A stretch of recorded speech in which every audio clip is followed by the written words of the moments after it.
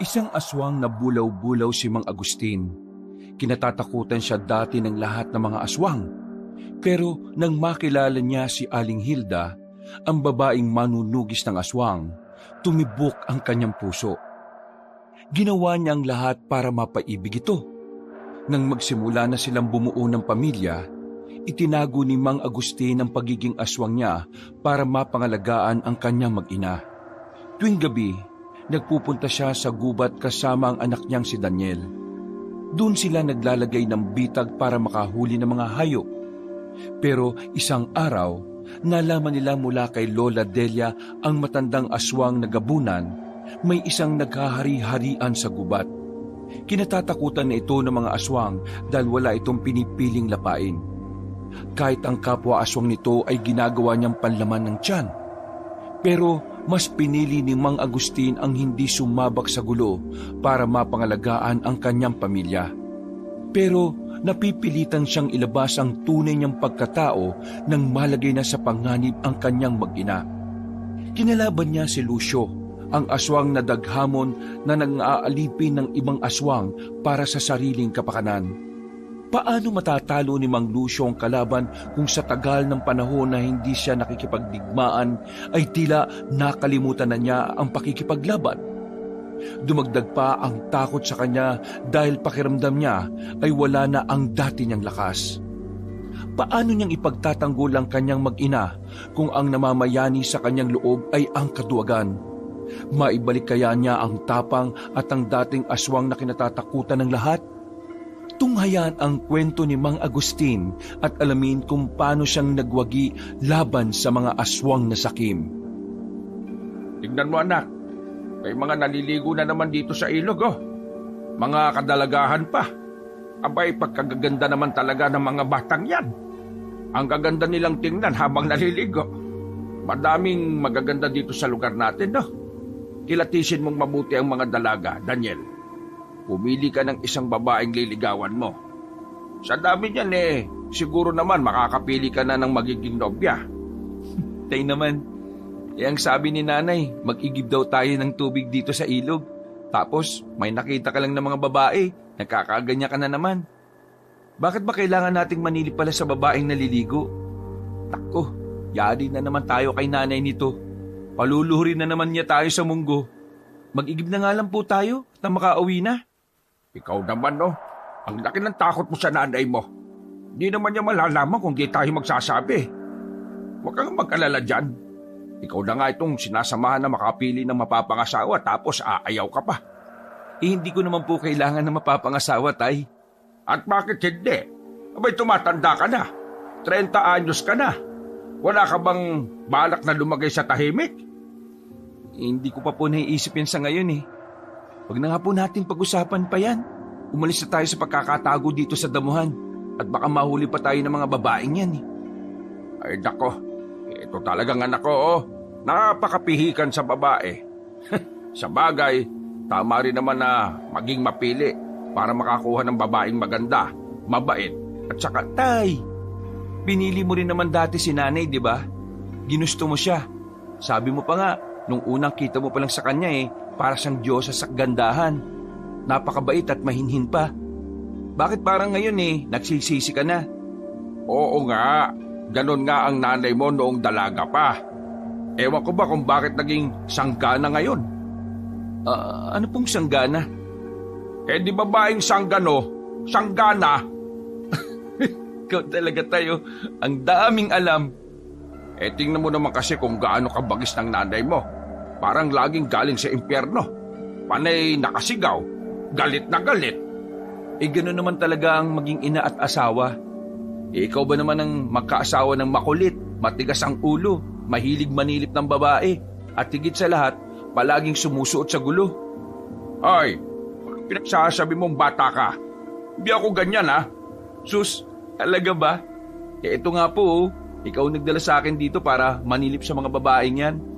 Kaya galit na galit sa'yo si nanay Palagi mo na lang itong ginagawa at ako lagi ang idinadahilan mo. Tara na nga po, mag-igib na nga tayo bago pa tayo sunduin ni nanay ng walis tingting. Inis na tumango si Mang Agustin at sumunod na lang sa anak.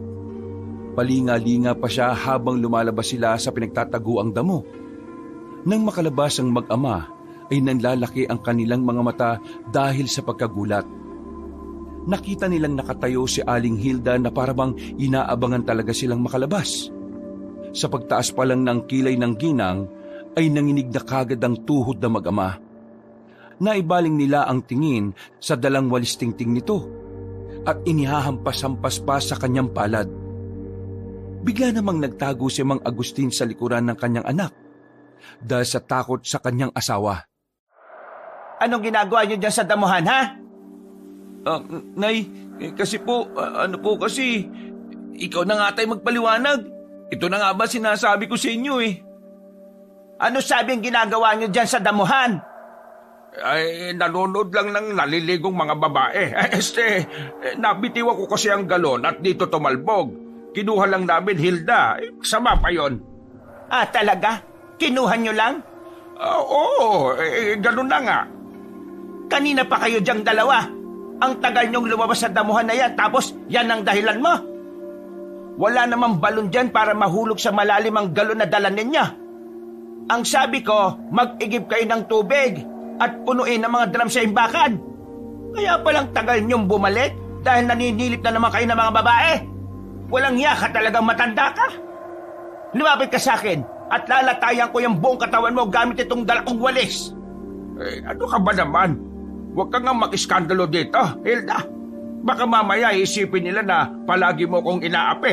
Ikaw rin, kakalat na masama kang asawa. Ay wala akong pakialam. Dinadamay mo pa ang anak mo sa kalokohan mong matanda ka.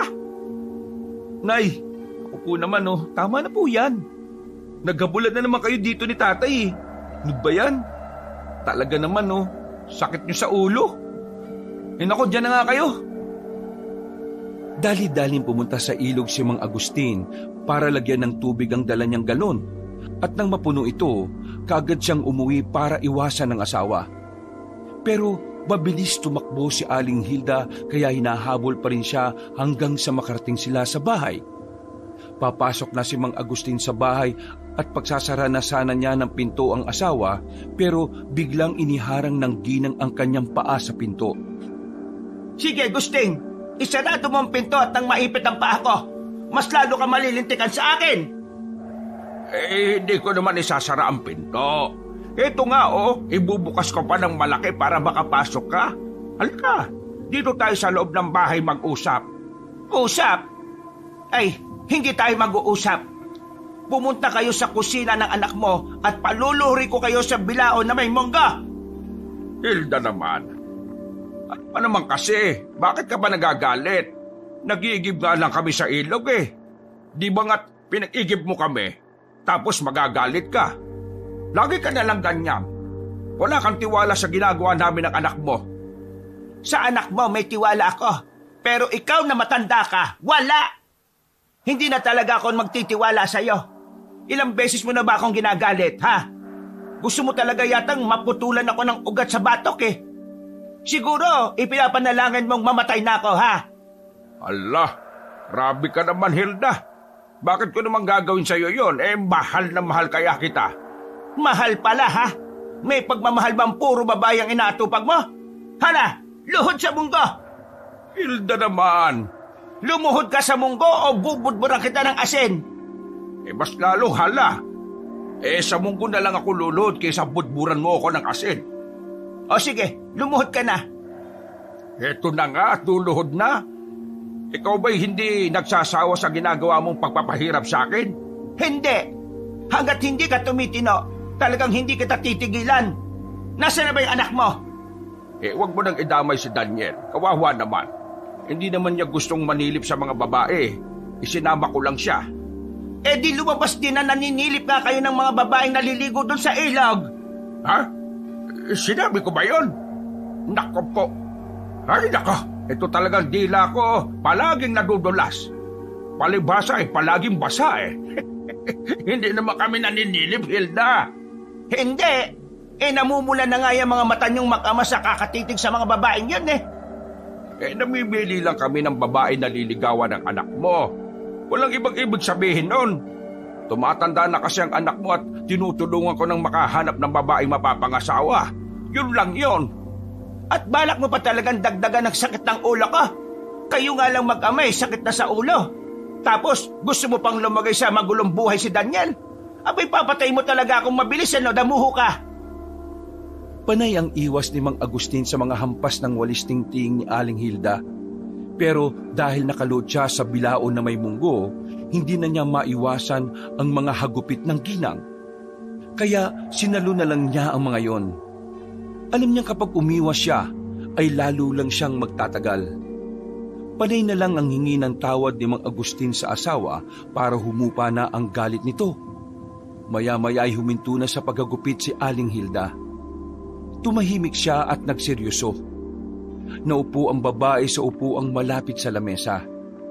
Pagkatapos ay seryosong kinausap si Mang Agustin. Gusting, ayusin mo ang buhay mo, ha? Alam mo kung bakit ko kayo laging hinihigpitan ng anak mo? Palagi akong nag-aalala sa kaligtasan ninyo, tapos kayo ay parang walang pakialam. Ano ba ang gusto mong mangyari sa buhay mo, ha? Kapag may nangyaring masama sa'yo, paano na ang anak mo? Ay, bakit naman biglang nauwi dyan ang usapan? Hindi ko naman pinababayaan ang anak natin. Hindi ko naman hahayaan na mapahamak siya. Sa ginagawa mo, ipinapahamak mo na siya. Kagaya kanina na lang sa ilog. Nagsaahas pa talaga kayong dalawa at saka nagtago sa damuhan. Paano kung may makakita sa inyo? Ang tagal nating itinago ang pagiging aswang ninyo para hindi malantad dito sa baryo natin sa Capiz. Tapos, ikaw naman hindi nag-iingat. Wala namang nakakita, Hilda. Ay tumigil ka na nga sa kalandian mo. Kapag talaga napahamak ang anak ko dahil sa iyo, lalamasin ko talaga ang katawan mo sa asin hanggang sa malapnos ka. Tapos, ipapasok kita sa tapayan na puno ng asin para maging burong aswang ka. Ay grabe naman ang parusa na yan. Talagang gagawin ko, Gusting. Hindi ka na tumino Baka nakakalimutan mong lagi na kayong kamuntikan ng anak mo na mahuli sa tuwing nagsasaaswang kayo sa gubat. Kung hindi ko pinagiliran ng mga tapayan na may asin ng bakuran natin, matagal na kayong sinunog na mga tao. Kaya utang na loob, ha? Huwag ka nang gumawa ng ikapapahamak ninyong mag-ama. Oo na. Hindi na ako magpapasaway. Naiintindihan ko naman ang sinasabi mo Inihahanap ko lang naman ng babae ang torpe at pihikan mong anak. Ay naku, pabayaan mo na si Daniel na maghanap ng babaeng gusto niya. Bakit ka ba nakikialam sa buhay niya? Kasi... Ay, tama na. Ito nang huli kong mahuhuli kayong gumawa ng kalokohan, ha? Sa susunod talaga, sa asin ko na kayo paluluhurin. Wag naman, mahal ko. Alam mong masama sa amin yan. Malalapnos kami. Hindi ka ba naaawa? Hindi! Lalapnosin talaga kita. Baka nga dalhin kita sa dagat at doon lunurin Ay naku po. Hindi ako makikilala niyan kapag namatay ako. Mas mainam nga hindi ka na makilala kesa naman makilala kang aswang. Mahal ko, hindi na ba akong tumayo? Masakit na kasi ang tuhod ko Hindi! Wala akong pakialam kahit lumubog sa tuhod mo yung mga munggo na yan. 3 oras ka dyan. At dahil tumakas ang anak mo sa parusa niya, dodoblehin ko ang oras ng pagluhod mo dyan. Naku po, mahal ko. Huwag naman ganon. Huwag mo kong iwan dito. Patawarin mo na ako. Hindi na ako uulit. Sinundan pa ni Mang Agustin ang kanyang asawa habang palabas sa kusina. Nang makita niyang lumabas na ito ng bahay, ay lumapad ang kanyang ngiti. Dali-dali siyang tumayo at pinagpaga mga munggo na kumapit sa kanyang tuhod. Mabuti naman at umalis na si Hilda. Pampirang babae yun. Kung makapagparusa, wagas. Di lang talaga ako pumapatol sa babae kaya pinagbibigyan ko Pero ngayong umalis na siya, siyempre, aalis na rin ako. Nay, si tatay tatakas. Ay, wisit kang bata ka. Bigla ka nalang sumusulpot. Saan ka ba nagdaan? Dito po sa pintuan sa likod. Kanina pa ako sa likod, Nakikinig lang ako sa usapan niyo ni nanay. Bakit ka tumayo dyan? Di ba doble daw ang oras ng pagluhod mo? Lagot ka talaga, Tay. Isusumbong kita kay nanay. Ay, tumigil ka nga. Ikaw pala walang awa sa tatay mo. Dapat ako ang kinakampihan mo dito kasi tayong dalawang makalahi. Sa akin ka nagmana. Pareho tayong aswang na mula sa lahi ng bulaw-bulaw. Ang nanay mo, isang ordinaryong tao lang yan. Ikaw talaga, pumili ka ng malakas na kakampi, no? Malakas na kakampi po? Aba, kay nanay talaga ako. Paano naman kita kakampihan Takot na takot ka nga kay nanay. Kapag sumigaw na siya, nanginginig na tuhod mo. Paano kita kakampihan? Ay nako, ikaw talaga bata ka, loko ka. Hindi ko lang siya pinapatulan kasi kawawa siya. Wala siyang laban sa kagaya nating aswang. Ganon? Sige po. Sandali lang ha. Nay! Wala ka raw laban kay tatay. Mahina ka raw na babae. Ordinaryong tao ka lang daw, sabi niya. Uy, sira ulo ka talaga at isinigaw mo pa. Baka marinig ka nun. Abay pareho tayong paluluhurin sa asin nun. Sasabuyan na naman tayo ng asin ng nanay mo. Huwag mo nang galitin. Di inamin mo na tigasin ka. Tigasaing. Natakot ka kay nanay. Ay nako, sino bang hindi matatakot sa kanya, no? Isang matapang na tagatugis ng aswang ang nanay mo. Kaya nga kami nagkakilala dati kasi tinutugis niya ang mga aswang dito sa Kapes. Napakabagsik niyan. Kaya lang ako nakaligtas dahil doon ako nagtago sa kwarto niya. Tapos, tamemi po kayo nang pumasok siya sa kwarto na bagong ligo. Tapos, titig na titig ka sa magandang katawan ni nanay? Ay, ano ba yan? Ayoko nang maalala. Pero, sinabi mo pa. Alin po yung ayaw niyong maalala? Ang magandang hubog ng katawan ng nanay mo. Makinis at maputi ang kanyang balat. Kaya nga, nilingkis ko siya kagad nun Tapos, hindi ko na siya pinakawalan. Sa unang beses na nakita ko siya, talaga namang minahal ko na yan. Kaya lang ngayon mas bumagsik pa siya Mas humigpit pa siya kaysa sa dati. Nakakasakal na. Nag-aalala lang po kasi si nanay para sa atin, Tay. Tagatugis siya ng mga aswang. Tapos, nagtatago siya ng aswang sa bahay niya. Hindi niya sinasabi sa mga tao na ang asawa at anak niya ay mga aswang. Mahirap po yung para sa kanya. Alam ko naman yon. Pero, pasaway ka pa rin, Tay Ay nako, sinermonan na nga ako ng nanay mo tapos sermonan mo rin ako.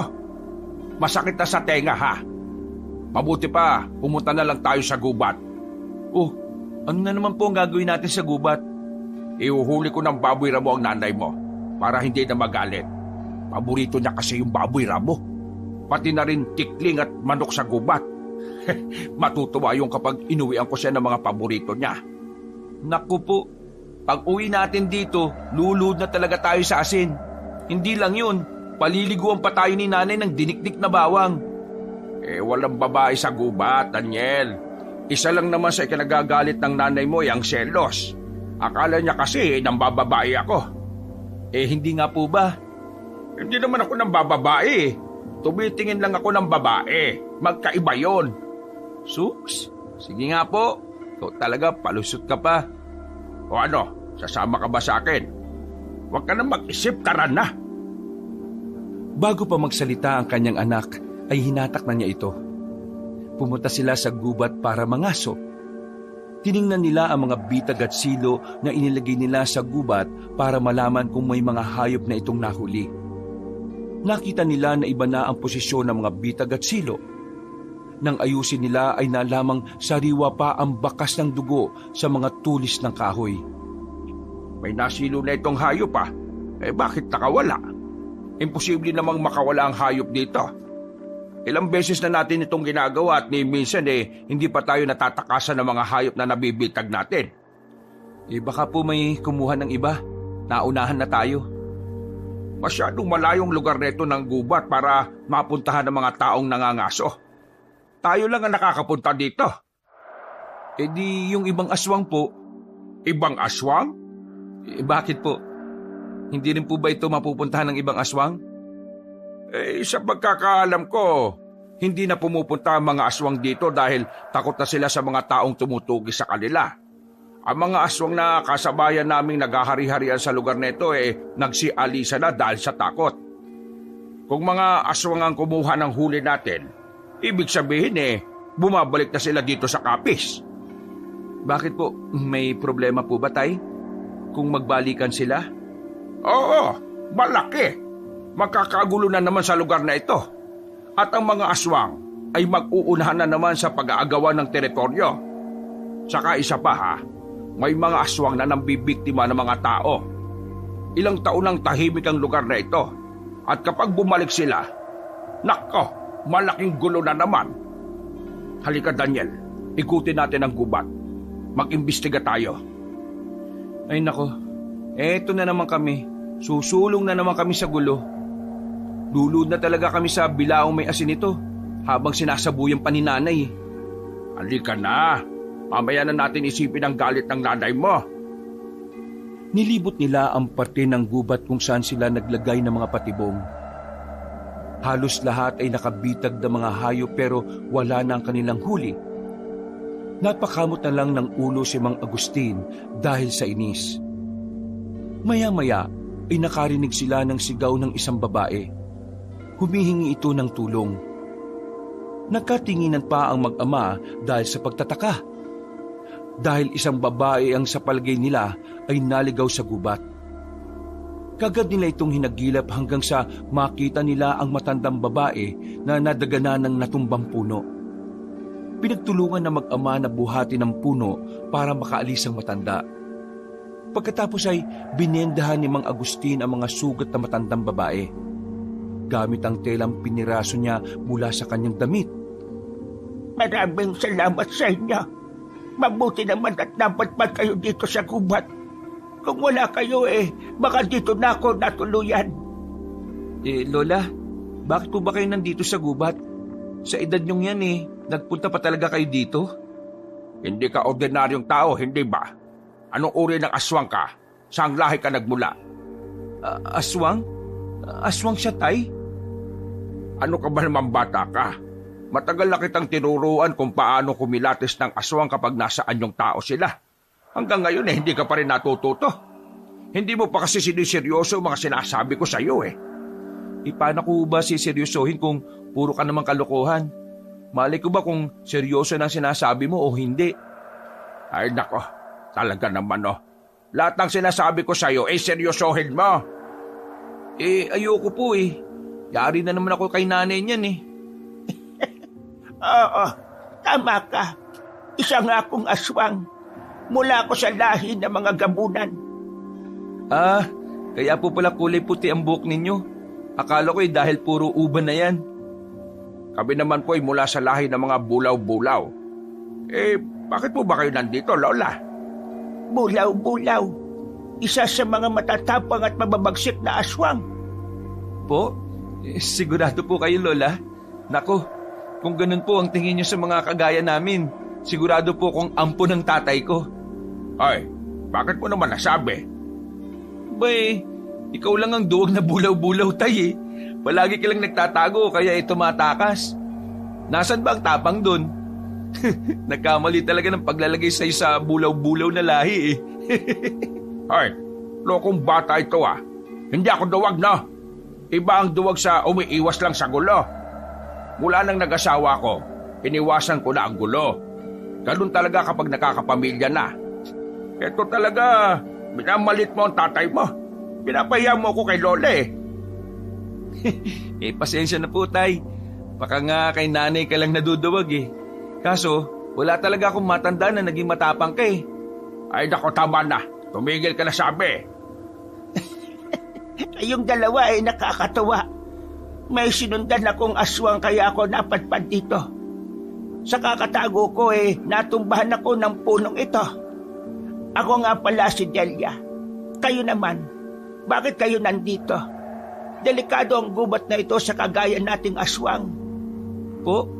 Bakit naman po delikado dito? Matagal na po kaming nangangaso ni tatay dito Saka kami lang po ni tatay ang nagagawi dito. Kaya po nagtataka kami kung bakit kayo napadpad sa lugar na ito Ibig sabihin, hindi pa ninyo nasasagupa mga aswang na mula sa lahi ng daghamon? Daghamon? Ano po yung meron sa kanila? Noong nakaraang buwan, naganap ang aming lahi ng gubat na pwedeng pagkunan ng pagkain. Doon kasi sa aming lugar ay hindi na pwedeng puntahan dahil sinakop na ni Lucio. Mula siya sa lahi ng mga Daghamon. Karamihan sa mga gubat ay inangkin niya. Pinagkaharian niya ang mga ito. Kinatatakutan na si Lucio dahil sa kanyang pagsisiga-sigaan. Kilala siya na lumalapan ng mga kapwa aswang. Kaya marami ang takot sa kanya. Kapag inangkin na niya ang isang gubat, wala nang nagpupunta doon kapag hindi nagpapaalam sa kanya. Kailangan lagi ng kanyang permiso. Ang pinapayagan niya lamang ay mga aswang na umanib at nagpasakop sa kanya. Kapag hindi, itinuturing niyang kalaban. Po, mali po yun, Lola. Wala naman pong pwedeng umangkin sa gubat eh. Lahat ng nabubuhay sa mundo ay pwedeng gamitin ng gubat. Hindi siya pwedeng magbawal. Ibig niyo pong sabihin, narating na ni Lucio ang lugar na ito? Oo, at siya ang kumuha sa mga nabihag na hayop. Sa inyo ba ang mga yon? Opo, kami ang naglagay ng mga bitag. Pero sana naman nagtira siya kahit isa lang. Inubos niya talagang kunin Ang sama naman niya. Suga pa pala siya. Hindi siya pwedeng maghari-harian dito. Kung sa ibang gubat ay nagagawa niya yon, dito ay hindi. Anak, huwag kang lumagay sa gulo ha. Hindi tayo dapat masuong sa away. Mano bang manguha siya ng mga hayop sa nabitag natin? Makakabitag pa naman tayo sa susunod. Hindi po, Tay. Kapag pinayagan natin siya, mamimihasa na yun. Paano kung angkinin niya ang gubat na ito? Di wala na tayong pagkukuhaan ng pagkain. Hindi naman kita pinalaking madamot. Marami pang hayop sa gubat, Daniel. Hindi na kayo pwedeng tumapak pa sa gubat na ito mula ngayon. Ano po? Bakit naman po ninyo nasabi yon? Tingnan nyo ang mga puno. May malalaking marka ng kamot na paekis. Marka yan mula sa mga kuko ni Lucio. Ibig sabihin, tinandaan niya ang gubat na ito. Kapag may ganyang marka, teritoryo na niya. At lahat ng lalaban sa kanya ay lalapain niya. Ganoon siya kawalang puso para sa iba. Abay, bakit ba niya yung ginagawa? Para mapilitan ng ibang lahi na magpasakop sa kanya. Kaso lang, nakakaranas ng hindi magandang pagtrato ang mga aswang na sumasanib sa kanyang puwersa. Ginagawa niyang alipin ang mga ito. Wala silang magawa dahil lalapain lang sila ni Lucio at ng iba pang Daghamon na kakampi niya. Marami na siyang nilapang aswang kaya lahat ay natatakot na sa kanya. Nakakainis siya. Siya na ang dayo. Siya pa ang naghahari-harian. Hindi pwede yun. Ano na pong gagawin natin, Tay? Papayag na lang ba tayo sa ganon? Nauna tayo sa gubat na ito tapos palalayasin lang tayo ng dayo. Hindi rin ako papayag na magpasakop sa kanya, no? Mas mainam lang huwag sumabak sa gulo, Daniel. Kapag wala sila sa gubat, saka tayo manguhan ng mga hayop. Hindi naman siguro sila palaging nandito. Pwede naman nga yun, pero hanggang kailan nyo gagawin? Kung gusto nyo, sumama na lang kayo sa amin. Lihim kaming bumubuo ng pangkat na kakalaban sa grupo ni Lucio. Sa ngayon, tahimik lang kami para hindi makarating sa kanya ang aming balak. Kapag gusto nyong makisa sa aming layunin, nasa bandang timog kami. Pumunta lang kayo doon. Nako, Lola. Hindi ko kami lalagay sa gulo, ano? Kung ano man ho ang mga ipinaglalaban ninyo, hangad ko na lang po ang inyong tagumpay. Iiwasan na lang namin si Lucio para walang gulo. Teka, kaya nyo na hubang makauwi? Oo, kaya ko na. Maraming salamat sa pagliligtas niyo sa akin. Sige po, kami po'y uuwi na rin. Tayo na, anak, baka hinahanap na tayo ng nanay mo. Kailangan makauwi na tayo kaagad. Ramdam ni Mang Agustin ang inis ng kanyang anak. Lumaki itong matapang at matuwid kagaya ng kanyang lolo. Pero minsan ay padalos-dalos ko mag-isip. Panay ang reklamo ni Daniel habang naglalakad sila pauwi. Sino ba yung lusyong yon, Tay? Anong klase ba ng aswang yung daghamon?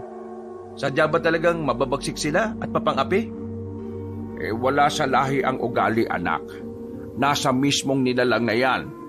Kapag pinili niyang maging masama, ganun na siya talaga kahit saang lahi ng aswang pa siya nabibilang. Malakas po ba yung mga daghamon? Hindi ko alam kung gaano sila kalakas. Pero lahat naman ng mga aswang malalakas dahil sa kanya-kanyang taglay na kakayahan. Pero ang masasabi ko lang, wala nang mas lalakas pa sa nanay mo. Siya ang pinakamalakas na nilalang na nakilala ko. Pagtas pa lang ng kilay niya nakakatakot na. Ay nako, bulag talaga sa pag-ibig ng si tatay, oh. Pagka-uwi nila sa bahay, nakita nilang nakapinid ang pinto. Nakatinginan pa ang mag-ama bago pumasok. Nagtutulakan pa sila sa pagpasok sa bahay hanggang sa matumba sila sa sahig. Natigilan sila na makita ang dalawang malaking bilao na may asin. Nasa sahig ito na parabang inihanda para sa kanilang pagluhod. Maya-maya ay lumabas ng silid ang asawa ni Mang Agustin. Hawak nito ang buntot pagi at nang makita sila ay inihampas ito ng ginang sa sahig. Napapikit ang mag-ama nang marinig ang malakas na tunog ng latigo. Nanginig na naman sa takot si Mang Agustin nang marinig ang nakakatakot na boses ng asawa. Luhod sa bilao! Mahal, baka naman pwede nating pag-usapan ito. Lahat naman nadadaan sa magandang usapan, hindi ba? Tumalikod lang ako kanina. Tumakas ka na naman, damuho ka. Palagi mo na lang kinakalat ka ng anak mo kung saan-saan. Lumuhod kayong dalawa sa bilao, ngayon din. Malalapnos ang balat namin dyan, mahal. Asin na yung nakalagay dyan sa bilao Talagang lalapnusin ko kayo ng tumino kayong mag-ama. Nay, hindi naman po kami kung saan-saan lang pumunti. Sa gubat lang po kami galing. Palagi naman po kami napupunta doon, di ba? Ay wala akong pakialam kung saan kayo galing. Tinakasan nyo ang parusa kanina. Kaya ngayon, mas matinding parusa ang haharapin nyong mag-ama. Luluhod ba kayo sa bilao o hahagupitin ko kayo ng latigo? Baka naman pwedeng palitan na lang ng munggo ang asid, mahal. Hindi. Huwag nyo akong galitin. Luhod! Dahil sa takot na mag-ama, napilitan silang lumuhod sa pilaon na may asin. Nagtuturoan pa at nagsisisihan ng mga ito. Hindi rin sila makatakbo palabas dahil mabilis silang mahahabol ni Aling Hilda. Mas matindi ang parusa na kanilang haharapin kaya mas pinili na lang nilang lumuhod sa asin. Pero hindi pa nasiyahan sa parusa ang ginang. Sa galit nito'y sinabuyan pa sila ng asin pagkatapos isarado ang pinto at mga bintana. Napasigaw sa pagmamakaawa ang mag-ama. Bawat tama ng asin sa kanilang katawan ay namumula agad ang kanilang balat. Takot na takot si Mang Agustin sa asawa. Lalo na at nakita niyang nagliliyab sa galit ang mga mata nito. Bakit ka ba nagagalit? Wala naman kami ginawang masama Hindi kayo mapirme dito sa bahay. Palagi niyo akong pinag-aalala. Kapag nahuli kayong dalawa ng mga tao ay susunugin kayo ng buhay. Hindi na niyo ako naisip. Patawarin mo na ako, mahal ko. Hindi na ako uulit. Hindi na ako lalayo dito. Kahit sa gubat hindi na ako pupunta. Kung hindi tayo pupunta sa gubat, Tay, sana tayo kukuha ng pagkain. Hindi naman sasapat ang mga alaga nating hayop. Nakita mo na tinuturo mo sa anak mo. Nagiging panasagot at palakatwiran na rin. Nako, ikaw, Daniel, ha? Huwag ka na nga munang sumabat kung ayaw mong maging bulate tayong inaasinan dito. Mahal ko, ipatawarin mo na ako. Hindi na talaga ako uulit. Ako na rin ang magdidisiplina sa anak natin. Mamimirmi na kami dito sa bahay. Talagang mamimirmi na kayo dito. Hindi na kayo pupunta sa gubat. Nay, paano na po yung pagkain namin? Ay matuto kang mag-alaga ng mga hayop kung gusto mong kumain ng sariwang karne. Kung ayaw mong magbanat ng buto, Daniel, magutom ka. Mula ngayon, hindi na kayo pupunta sa gubat. Naintindihan niyo ba? Sumagot kayo. Hindi na talaga, mahal ko. Promise, hindi na kami babalik doon. Uy, sumagot ka anak. Mangako ka sa nanay mo na hindi na tayo babalik doon. Saka, hindi na talaga tayo babalik. Delikado na kasi doon, di ba? Ay, nako. Sige na nga po. Pangako, Nay, hindi na po ako sasama kay tatay. Hoy, mali yung sinasabi mo eh. Hindi yon. Kapag po sumama ako sa inyo, napapahamak ako lagi eh. Ikaw na lang ang maiwan dito sa bahay, Tay. Ako na lang ang didelehin siya ng pagkain natin. Wala nang aalis sa bahay na ito. Sa oras na tumakas uli kayong dalawa, huwag na kayong babalik dito. Naintindihan niyo ba? Kalimutan niyo na lang ako kung puro sarili niyo lang ang iniisip ninyo. Sumang-ayon na lang ang mag-ama sa kagustuhan ni Aling Hilda para matapos na agad ang parusa nito sa kanila. Nang tumayo sila sa pagkakaluhod ay halos hindi nila mabuhat ang sarili dahil sa mga lapnos na kanilang natamo. Pumasok agad si Daniel sa kanyang silid at hindi na lumabas kinagabihan. Samantala, habang dinidilaan ni Mang Agustin ang kanyang mga sugat ng gabing yun, seryoso niya kinakausap ang asawa habang nagsusuklay ito ng buhok sa harap ng salamin. Mahal, napasobra naman yata ang parusa mo kanina. Ayos na yung lumuhod kami sa munggo pero alam mong ikamamatay namin ng asin. Di ka na naawa sa anak mo. Sana ako na lang ang pinarusahan mo. Matigas ang ulo niyong dalawa eh. Nasa gubat lang kami. Nanguhuli kami ng hayop na iuuwi sana para sa'yo. Para mawala yung galit mo. Kaya lang, wala kaming nakuhang hayop eh. May kumuha kasi ng mga huli sa bitag namin. Basta, wag na kayong babalik sa gubat. Delikado na ang gubat sa ngayon. Pinamumugaran na nga ng mga asong na di hamak na mas malakas kaysa sa inyong dalawa. Gagawin lang nila kayong puno ng saging na pinagsusuntok. Ala, paano mo nalaman yon, mahal? Kanina lang namin nalaman nyo kasi may matandang aswang kaming nakilala sa gubat. Isa akong manunugis ng aswang, Gusting. Alam ko kung saang baryo sumasalakay ang mga aswang. Alam ko kung saang gubat sila nagtatago. Matagal na rin akong hindi nakakakita ng aswang dito sa Capiz, maliban sa inyong dalawa ng anak mo. Nagtagumpay ang grupo namin na itaboy ang mga aswang noon. Pero ngayon, bumabalik na sila. Kaya ko kayo hinihigpitan na dalawa dahil ayaw kong madamay kayo sa oras na magsimula na uling magronda ang grupo. Ay, kaya pala. Bakit ngayon mo lang sinabi sa akin niya? May alam ka na pala. Abala ka kasi sa paninilip ng mga babaeng naliligo sa ilog, hinayupak ka. Hindi Kapag nahuli-uli kita na naninilip, isusubsub talaga kita sa mga babaeng yan. Tatanggi ka pang damuho ka? Baka gusto mong haplasan kita ng dinikdik na bawang. Naku naman, mahal. Hindi na nga talaga ako uulit. Huwag ka nang magalit dyan, no? Ikaw na lang ang sisiliban ko. Pangako yan. Hay, siraulo ka talaga. Pati ako'y mamanyakin mo.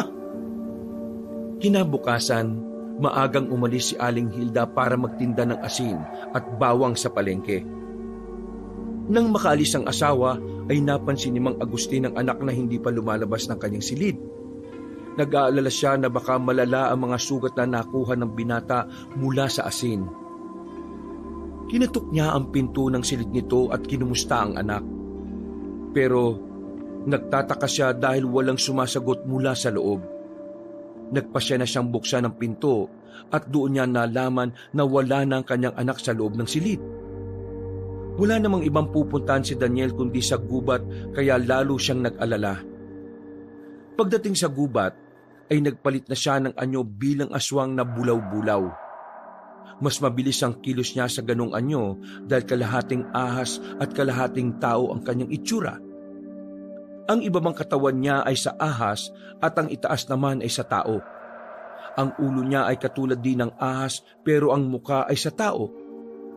Binisan niya ang paggapang at panay ang linga sa paligid para makita ang anak. Pinatalas niya ang kanyang pangamoy dahil hindi gaanong malinaw ang kanyang paningin kapag maliwanag ang paligid. Hindi kagaya paggabi, mas malinaw ang kanyang paningin kapag madilim. Ilang minuto na niyang sinusuyod ng gubat para mahanap ang anak. pero hindi pa rin niya makita. Hanggang sa makarinig siya ng grupo ng mga kalalakihan na tuwang-tuwa habang nag-uusap-usap. Mabilis niyang binago ang itsura mula sa pagiging aswang ay nag-anyong normal na ahas na lang siya at nagmanman. Sa pakikinig niya sa usapan ng mga lalaki ay nalaman niyang ang isa sa kanila ay si Mang Lucio. Ang lalaki na sinasabi ni Lola Delia na pinuno ng mga aswang na daghamon. Bagya siyang napatras dahil nakaramdam siya ng takot nang makilatis ang lalaki. Sa itsura pa lang ay matapang at mabagsik na ito. Iniutos nito sa mga kasama na tingnan pa ang mga bitag kung may hayop na nasilo. Tuwang-tuwa ang mga kasama nito dahil may mga hayop na naman silang nakuha nang walang kahirap-hirap. Pero mas ikinagulat ni Mang Agustin nang biglang lumabas mula sa damuhan ng anak niyang si Daniel. Galit na galit ito habang kinakausap si Mang Lucio. Ibalik niyo ang mga hayop na yan! Sa amin yan! Sino ka? Ang lakas ng loob mong sabihin sa akin yan, ha? Hindi mo ba ako nakikilala? Ako si Lucio. Sa akin ang teritoryong ito. Wala kang pag-aari dito. Matagal na kami nangangaso dito. Kailan ka lang dumating tapos aangkinin mo na yung gubat? Ha! Matapang na binata. Gusto kong ugali mong yan, ha? Nakikita mo ba ang marka sa mga puno? Katibayan niyan na itong gubat ay teritoryo ko at walang pwedeng manghuli ng hayop dito kung hindi kami lang. Hindi ka ba natatakot sa akin? Marahil hindi pa nakakarating sa iyo ang balita tungkol sa katapangan ko. Pwes, ipapakita ko sa iyo ang bagsik ko para magkaroon ka ng takot sa akin. Hindi mo ito teritoryo at wala kang marka na iniwan sa mga puno. Mukhang nananaginip ka ng gising, ha? Ha, Manong? Oh, wala ba? Tingnan mo ang mga puno. Nagulat si Mang Lucio nang tingnan ng isang puno na nilagyan niya ng markang X. Nawala na nga ang markang iniligay niya dahil binalatan ng puno. Tiningnan din niya ang ibang mga puno. Lahat ng markang inilagay niya ay tinanggal. Tumawa ng malakas si Mang Lucio. Naramdaman naman ni Mang Agustin ang kanyang takot nang marinig ang tawa na yon. Sira na yata ang tuktok ng anak ko. Binalatan niya ang mga puno para lang tanggalin ang marka. Mahusay nga ang ginawa niya. Kaya lang mas delikado na ngayon ang buhay niya. Mukhang nagalit niya ng gusto yung lalaking yon. Yari na. Hindi talaga nag-iisip tong si Daniel Mahusay ang ginawa mo, binata. Binalatan mo ang katawan ng puno para maalis ang marka. Gusto ko ang katalinuhan mong yan, ha? Pinahanga mo ko. Hindi mo ito teritoryo. Ibalik mo ang mga hayop na yan. Sa amin yan. Gumawa kayo ng sarili niyong bitag o kaya manghuli na lang kayo ng mga hayop. Sa laki ng katawan niyo, marami kayong mahuhuli. Bakit hindi natin pag-usapan ito ng maayos? Kung papayag kang umanib sa aking pangkat, ibibigay ko sa iyo ang kalahati ng aking huli. Papayagan din kitang mangaso ng malaya. Kahit anong oras mo gustuhin, dito sa teritoryo ko. Dahil ang teritoryo ko ay magiging teritoryo mo na rin. Ano? Ayaw mo pa ba yan? Bukod pa dyan, hindi ka magagawang apihin o takutin ng ibang mga aswang kapag nalaman nilang isa ka sa aking mga alagad. Katatakutan ka rin nila. Hindi ako nagpapasakop sa kahit na sino. Ang masasabi ko lang, babawiin ko ang para sa akin. Matapang talaga ang isang ito, ha? Sige, bibigyan kita ng pagkakataong kalabanin ako. Kapag natalo mo ko, papayagan kita ng manghuli ng mga hayop dito sa gubat. Ibibigay ko rin ang kalahati ng mga hayop na nakuha ko ngayon. Pero kapag natalo ka, gagawin kitang alipin. Wisit, ano bang gagawin ko? Hindi ko pa naman naturuan si Daniel ng pakikipaglaban. Dihado siya. Dapat umatras na lang siya. Pinapairal kasi ang katigasan ng ulo ng batang to. Hindi sila pwedeng maglaban. Wala naman siyang laban sa lalaking yun Mukhang isang mandirigma ang Lucio na yun.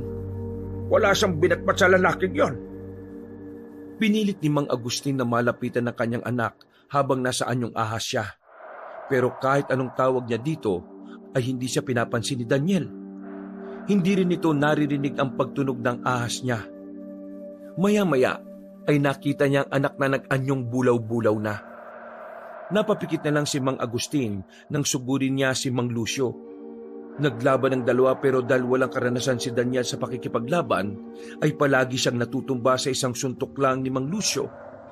Kada bagsak ng binata sa lupa ay tumatawa naman ng malakas ang kalaban nito. Dahil doon ay lalong napikon si Daniel sa lalaki. Sumugod ito ng galit at hindi na nag-iisip sa kahihinatnan.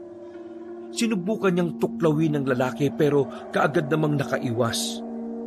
Hinampas din ni Daniel ang lalaki gamit ang buntot niya, pero nahawakan agad ito ni Mang Lucio. Ipinilupot sa kanyang braso ang dulo ng buntot ng binata, saka siya hinigit. Hinatak siyang paitaas at saka pinaikot-ikot sa ere. Pagkatapos ay binitiwan siya kaya tumilapon si Daniel sa malayo. Nagmamadali namang pinuntahan ni Mang Agustin ang anak. Nakita niya itong nakabulagta sa lupa. Nasaan yung tao na si Daniel at hirap na ibangon ng katawan. Mabilis na nagsatao si Mang Agustin at kaagad na nilapitan ng anak.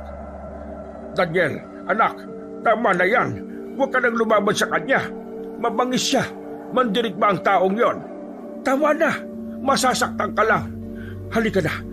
Tumakas na tayo habang hindi pa sila nakakapunta dito. Tay, kanina pa po ba kayo? Medyo lang, pero nakita ko ang naging laban ninyo. Huwag ka nang lumaban pa. Wala ka namang alam sa pagkikipaglaban eh. Umuwi na tayo. Malalagot na naman tayo sa nanay mo. Hindi pwede, tay. Inangkin na niya ang gubat. Sana tayo mangunguha ng mga hayop. Masyado siyang sakim. Nag-ahari-harian siya kasi walang matapang na lumalaban sa kanya. Hindi mo naiintindihan, anak eh. Ang tapang ay hindi lang nakukuha sa pakikipaglaban. At hindi porke sumuko ka, talunan ka na kagad. Tay, hindi pa nga po tayo lumalaban at hindi pa tayo natatalo. Sumusuko ka na kagad. Hindi katapangan ang ginagawa niyo eh. Lumaba ka naman po. Marami pang paraan para magkaroon ng pagkain. Hindi lang ito ang gubat na may mga hayop, Daniel. Pero ito ang gubat na malapit sa atin, tay. Dito na ako lumaki. Tapos siya kadarating lang niya, aangkinin ang buong lugar na ito. Hindi pwede. Napakatigas talaga ng ulo mo naman. Nagtatalo pa sila nang marinig ang boses ni Mang Lucio. May bago itong pinagkakatuwaan. Muling nagsaa sa mag-ama at saka nagtago sa damuhan. Tiningnan nila kung sino naman ang pinagdidiskitahan ng lalaking daghamon. Nakita nila ang isang aswang na lalaking halos isubsob na ang muka sa lupa dahil sa pagmamakaawa sa buhay niya. Pero tumawa lang ng tumawa si Mang Lucio. Habang nagmamakaawa ang lalaking aswang, ay lalong naiirita si Mang Lucio dahil ayaw niya ng isang duwag na lalaki. Hindi ito nagdalawang isip sa ginagawa. Dinukot pa niya ang puso at atay ng aswang sa kakinain. Pagkatapos ay ibinigay niya sa mga kasama ang natirang karne ng lalaki. Tuwang-tuwa namang pinagsaluhan ng mga aswang ang kaawa-awang biktima. Maya-maya ay narinig ng mag-ama ang malakas na boses ni Mang Lucio na pumainlan lang sa paligid. Alam kong may mga aswang pa sa paligid. Pamutit na kamasit kayo sa aking ginawa. Nakita niyo ba yon? Pinatay ko ang isang walang kwentang aswang. Matakot kayo sa akin. Hindi nyo ako mapipigilan. Kung sa tingin nyo, kayo ang nagmamay-ari ng gubat na ito, bakit hindi nyo bawiin sa akin? Paano nyo ba mababawi? Kailangan nyo lang ako matalo. Kaya nga lang wala pang ipinapanganak para talunin ako. Sa binatang matapang kanina, alam kong nasa paligid ka lang. Binibigyan pa kita ng pagkakataon na magdesisyon. Gusto mo bang maging kakampi ko o kaaway? Ha? Kahit kailan, hindi ako kakampi sa aswang na lumalapas ng kapwa aswang. Sa susunod, akong pipili sa kanya at paduduguin ko ang bibig niya hanggang sa hindi na siya makapagsalita. Hoy, tumahimik ka nga. Baka mamaya ay marinig ka niya. Kapag naramdaman niya kung saan tayo nagtatago tapos na ang buhay natin. Binata! Dahil sa katapangan ay pinakita mo kanina sa akin, iiwanan kita ng gantimpala. Sa'yo na itong isang hayop na nakuha ko. Sa susunod na pagkikita natin, siguro naman ay nakapagpasya ka na. Alam kong matalino ka. Makakapagpasya ka ng tama. Pero kung balak mo kung gawing kaaway, magpalakas ka ng gusto para naman medyo tumagal ang laban natin, ha? Pagkasabi noon ay ibinagsak ni Mang Lucio sa lupa ang isang malaking baboy ramo. Sa kanya inaya ang mga kasama na umalis sa lugar. Gigil na gigil naman sa galit si Daniel habang inihahatid ng tingin ng lalaki. Nang makaalis na sila, ay saka lumabas mula sa pinagtataguan ng mag-ama. Nagsatao na sila nang lumapit sa baboy ramo. Pinagsusuntok ni Daniel ang baboy kahit wala na itong buhay. Doon niya ibinuhos ang galit. Tama na yan, anak. Patay na ang baboy. Huwag mong durugin ang laman. Hindi na yan magiging masarap. Tara na, umuwi na tayo. Ako na magpapasa ng baboy ramo. Hindi ka ba nagagalit sa kanya, Tay? Bakit nanood ka lang? Bakit hindi ka po lumaban? Para saan? Gusto ko ang tahimik na buhay, anak. Ayaw ko nang lumagay sa gulo. Hindi ka naman lalagay sa gulo eh. Saka hindi naman masama na ipaglaban ng tama. Sa tingin mo ba kapag nilabanan mo siya at natalo siya, matatapos na doon ang lahat? Hindi, Daniel. Doon palang sisiklab ang labanan na walang katapusan. Nakikita ko ang ugali ng halimaw na yon. Hindi siya papayag na may makatalo sa kanya. Lalo lang siyang mag-aasik ng karanasan kapag may isang tumapat sa kanyang tapang at lakas. Hindi ka na matatahimik. Kaya, piliin mo na lang ang tahimik na buhay, anak. Yung asong na nilapa niya, hindi ka ba naawa sa kanya? Pinatay siya kahit nagmamakaawa siya sa buhay niya. Nagpunta lang siya sa gubat para maghanap ng pagkain para sa kanyang pamilya. Pero ngayon, hindi na siya makakabalik sa kanila. Paano ng pamilya niya? Kung tumakas siya kanina, hindi sana siya namatay. Puro kaduwagan lang ang nasa isip mo, Tay eh. Tama ka nga, mas matapang si nanay kaysa sayo. Kaya ba pinili mo siyang mapangasawa dahil alam mong kaya kanyang protektahan? Nagtatago ka lang ba sa likod niya? Anong sinabi mo? Kahit kailan, hindi ko ginamit ang nanay mo para pagtaguan. Sinusunod ko siya dahil tama siya. Kung mananahimik lang tayo, hindi tayo malalagay sa gulo.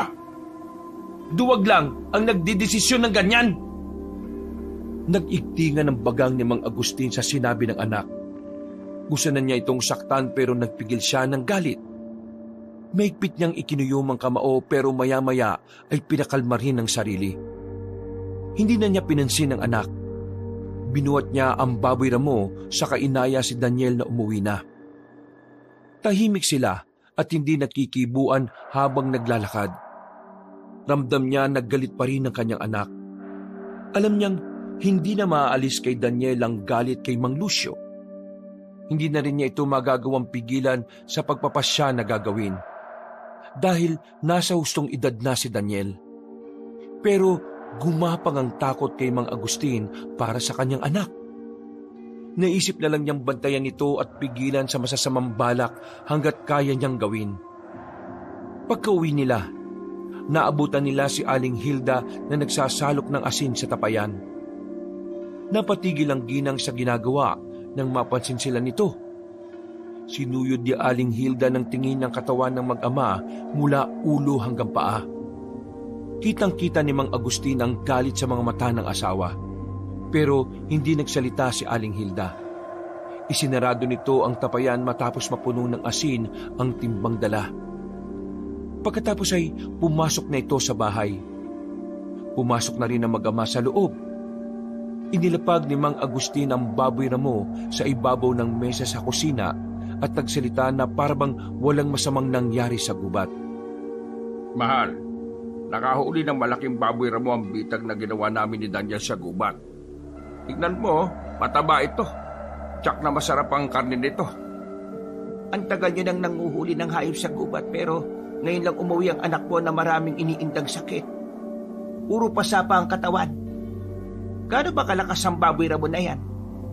Nako, hindi mo lang alam, mahal. Nahirapan talaga kami na hulihin to.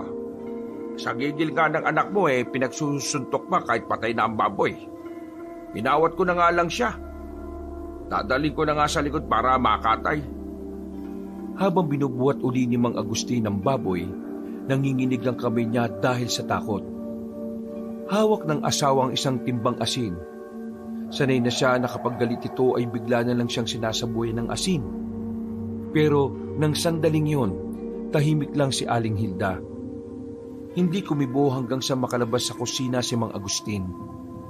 Lalong gumapang ang takot sa dibdib niya nang makalabas ng bahay. Alam niyang mas galit ang asawa kapag ganong tahimik na ito at hindi nananakit. Nanginginig ang kamay niya habang tinitilad ang baboy. Sariwa ang karne nito na nagpapatakam sa kagayan niyang aswang. Pero dahil sa takot niya sa asawa at nasabayan pa ng pag-aalala sa anak, nawalan siya ng gana sa karne. Pagkatapos niyang linisin ng baboy ay pinakuluan niya ang kalahati nito. Ang sariwa naman ay ang hapunan nilang mag-ama. Hanggang sa hapunan ay naging tahimik sila. Nakatuon lang sa pagkain ng asawa niya at hindi man lang tumitingin sa kanilang mag-ama. Habang si Daniel naman ay nakatitig lang sa sariwang karne na nasa harapan niya. Hindi ito ginagalaw ng anak. Malalim ang iniisip nito. Sa unang pagkakataon, naging ganon katahimik ang kanyang pamilya habang kumakain. Bigla siyang nanibago.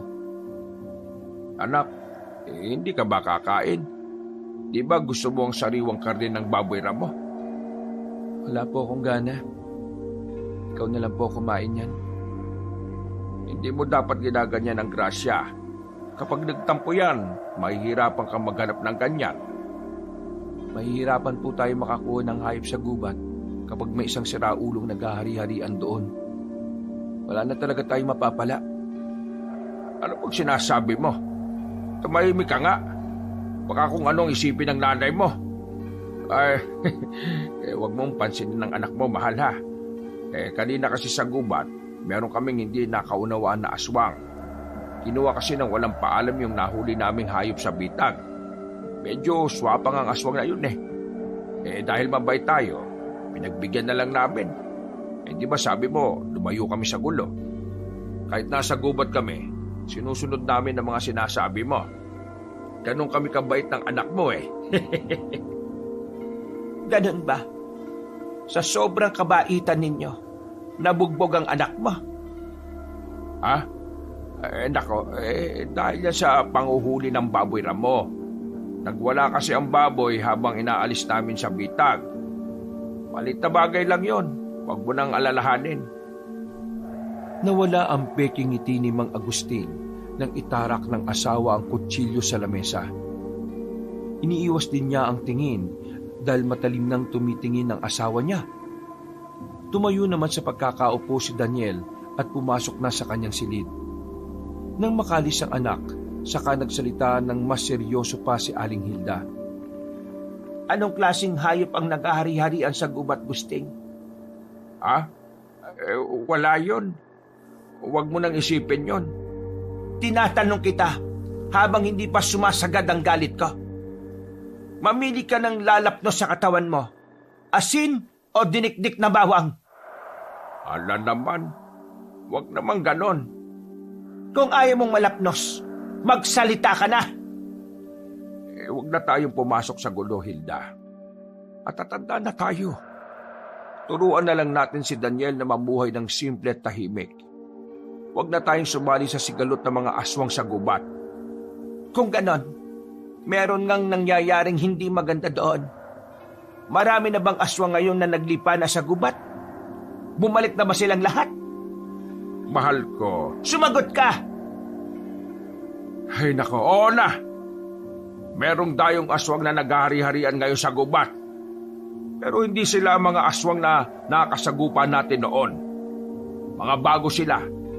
Pero matatapang din. Huwag na tayo uling pumasok sa gulo. Papayak na natin sila. Total sa gubat lang naman sila ng gugulo at nananakot Kapag hindi sila napalaya sagad sa gubat, sa oras na maubos sa mga hayop doon, Sa tingin mo, saan na sila pupunta? Dito sa baryo, hindi ba? Magsisimula na naman silang mambiktima ng mga tao sa lugar na ito. At hindi ako papayag. Hilda, Habang hindi pa sila tumatawid sa gubat, dapat na silang itaboy palayo. ay nako. Ito na nga ba kinatatakot ko eh. Malalagay na naman sa gulo ang buhay natin yan. Ay nako. Malalim na ang gabi at hindi pa rin dalawin ng antok si Mang Agustin. Pabaling-baling siya sa higaan kaya naiinis na rin ang kanyang asawa. Bumangon uli si Aling Hilda at pumunta na lang sa kusina para magkape. Sumunod naman si Mang Agustin sa asawa.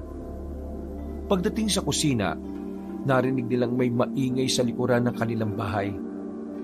Lumabas si Mang Agustin para tingnan kung sino ang naroon.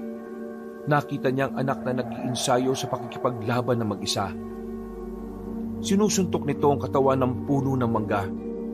Tahimik lang na nakamasid si Mang Agustin sa anak habang nag-iisip. Maya-maya ay tumabi sa kanya ang asawa at bitbit nito ang tasang may lamang mainit na kape. Kahit umuusok lang ang kape, ay nagagawa itong higupin ng asawa.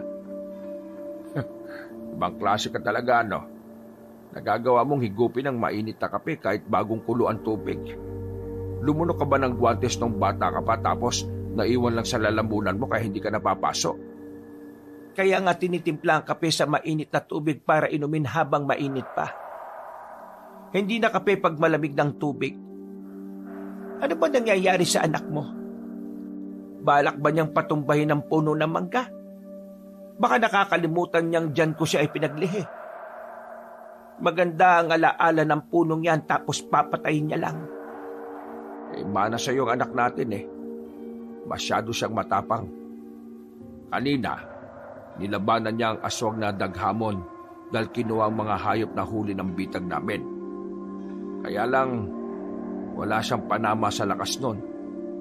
Naisip siguro niyang palakasin ang katawan. Gustong labanan ng anak mo ang mga aswang na yon. Dapat lang na sa akin siya magmana. Mas kawawa siya kung sa'yo magmana. Wala kang katapang-tapang sa katawan. Grabe ka naman sa akin. Hindi naman kaduwagan ang umiwas sa gulo.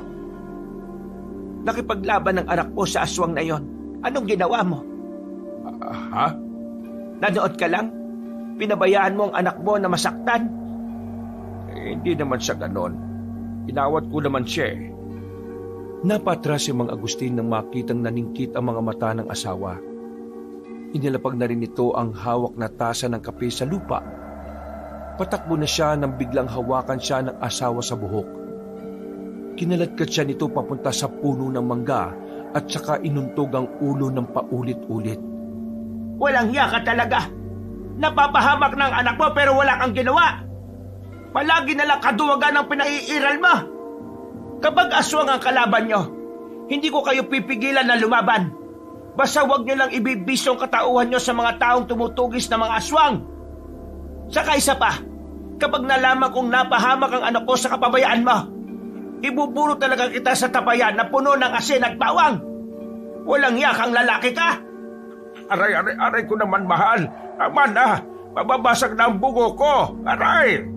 May babasagin ko talaga ang bungo mo. Kung hindi rin lang yan mapapakinabangan, mas mabuti pang wasakin ko na lang ang ulo mo. Nay, ano pong ginagawa niyo ni tatay? Inagaan mo pa ako sa mangga. Doon na lang po kayong dalawa maglandian sa kabilang puno, oh. Huwag mo nang bigyan ng ideya ang nanay mo, Daniel. Tulungan mo ako. Ang sakit na ng ulo ko eh. Ay nako kayo talaga, oh. Nakahinga ng maluwag si Mang Agustin dahil huminto na ang asawa sa pananakit sa kanya. Nagseryoso na uli si Aling Hilda na kausapin ang anak. Nakita pa nito na dumudugo na ang kamao ni Daniel dahil sa kakasuntok sa puno ng mangga. Daniel, bakit ka namang galit na galit sa puno ng mangga? Kapag napatay mo yung puno na yan, ikaw ang ibabaon ko dyan. Nay naman, pinatitigas ko lang po ang mga buto ko para tumibay.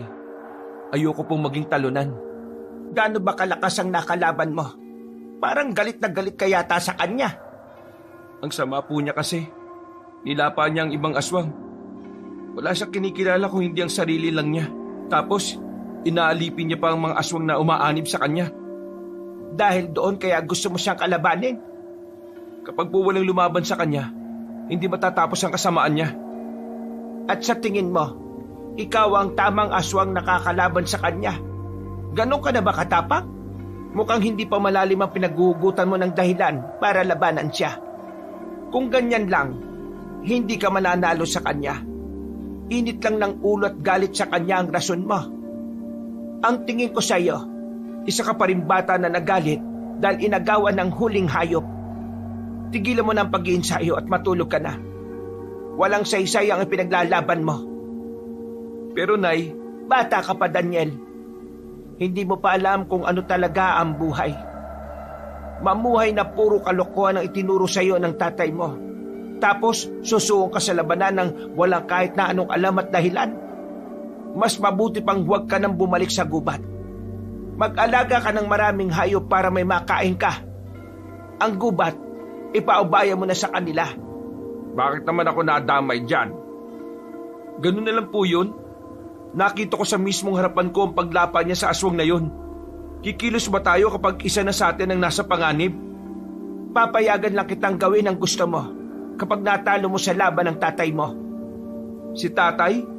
Napakaduwag niyan eh. Laging umaatras sa laban. Paano ko siya lalabanan? Bakit? Nakita mo na ba kung paano lumaban ng tatay mo? Hindi pa, di ba? Naku po, ang mag-inang ito. Mukhang pinagkakaisan ako Yari na. Dapat makaalis na ako dito. Mula ngayon makukulong na ako sa kwarto. Dahil alam ni Mang Agustin na siseryosohin ng anak ang sinabi ng asawa, sineryoso din niya ang pagkukulong sa kwarto.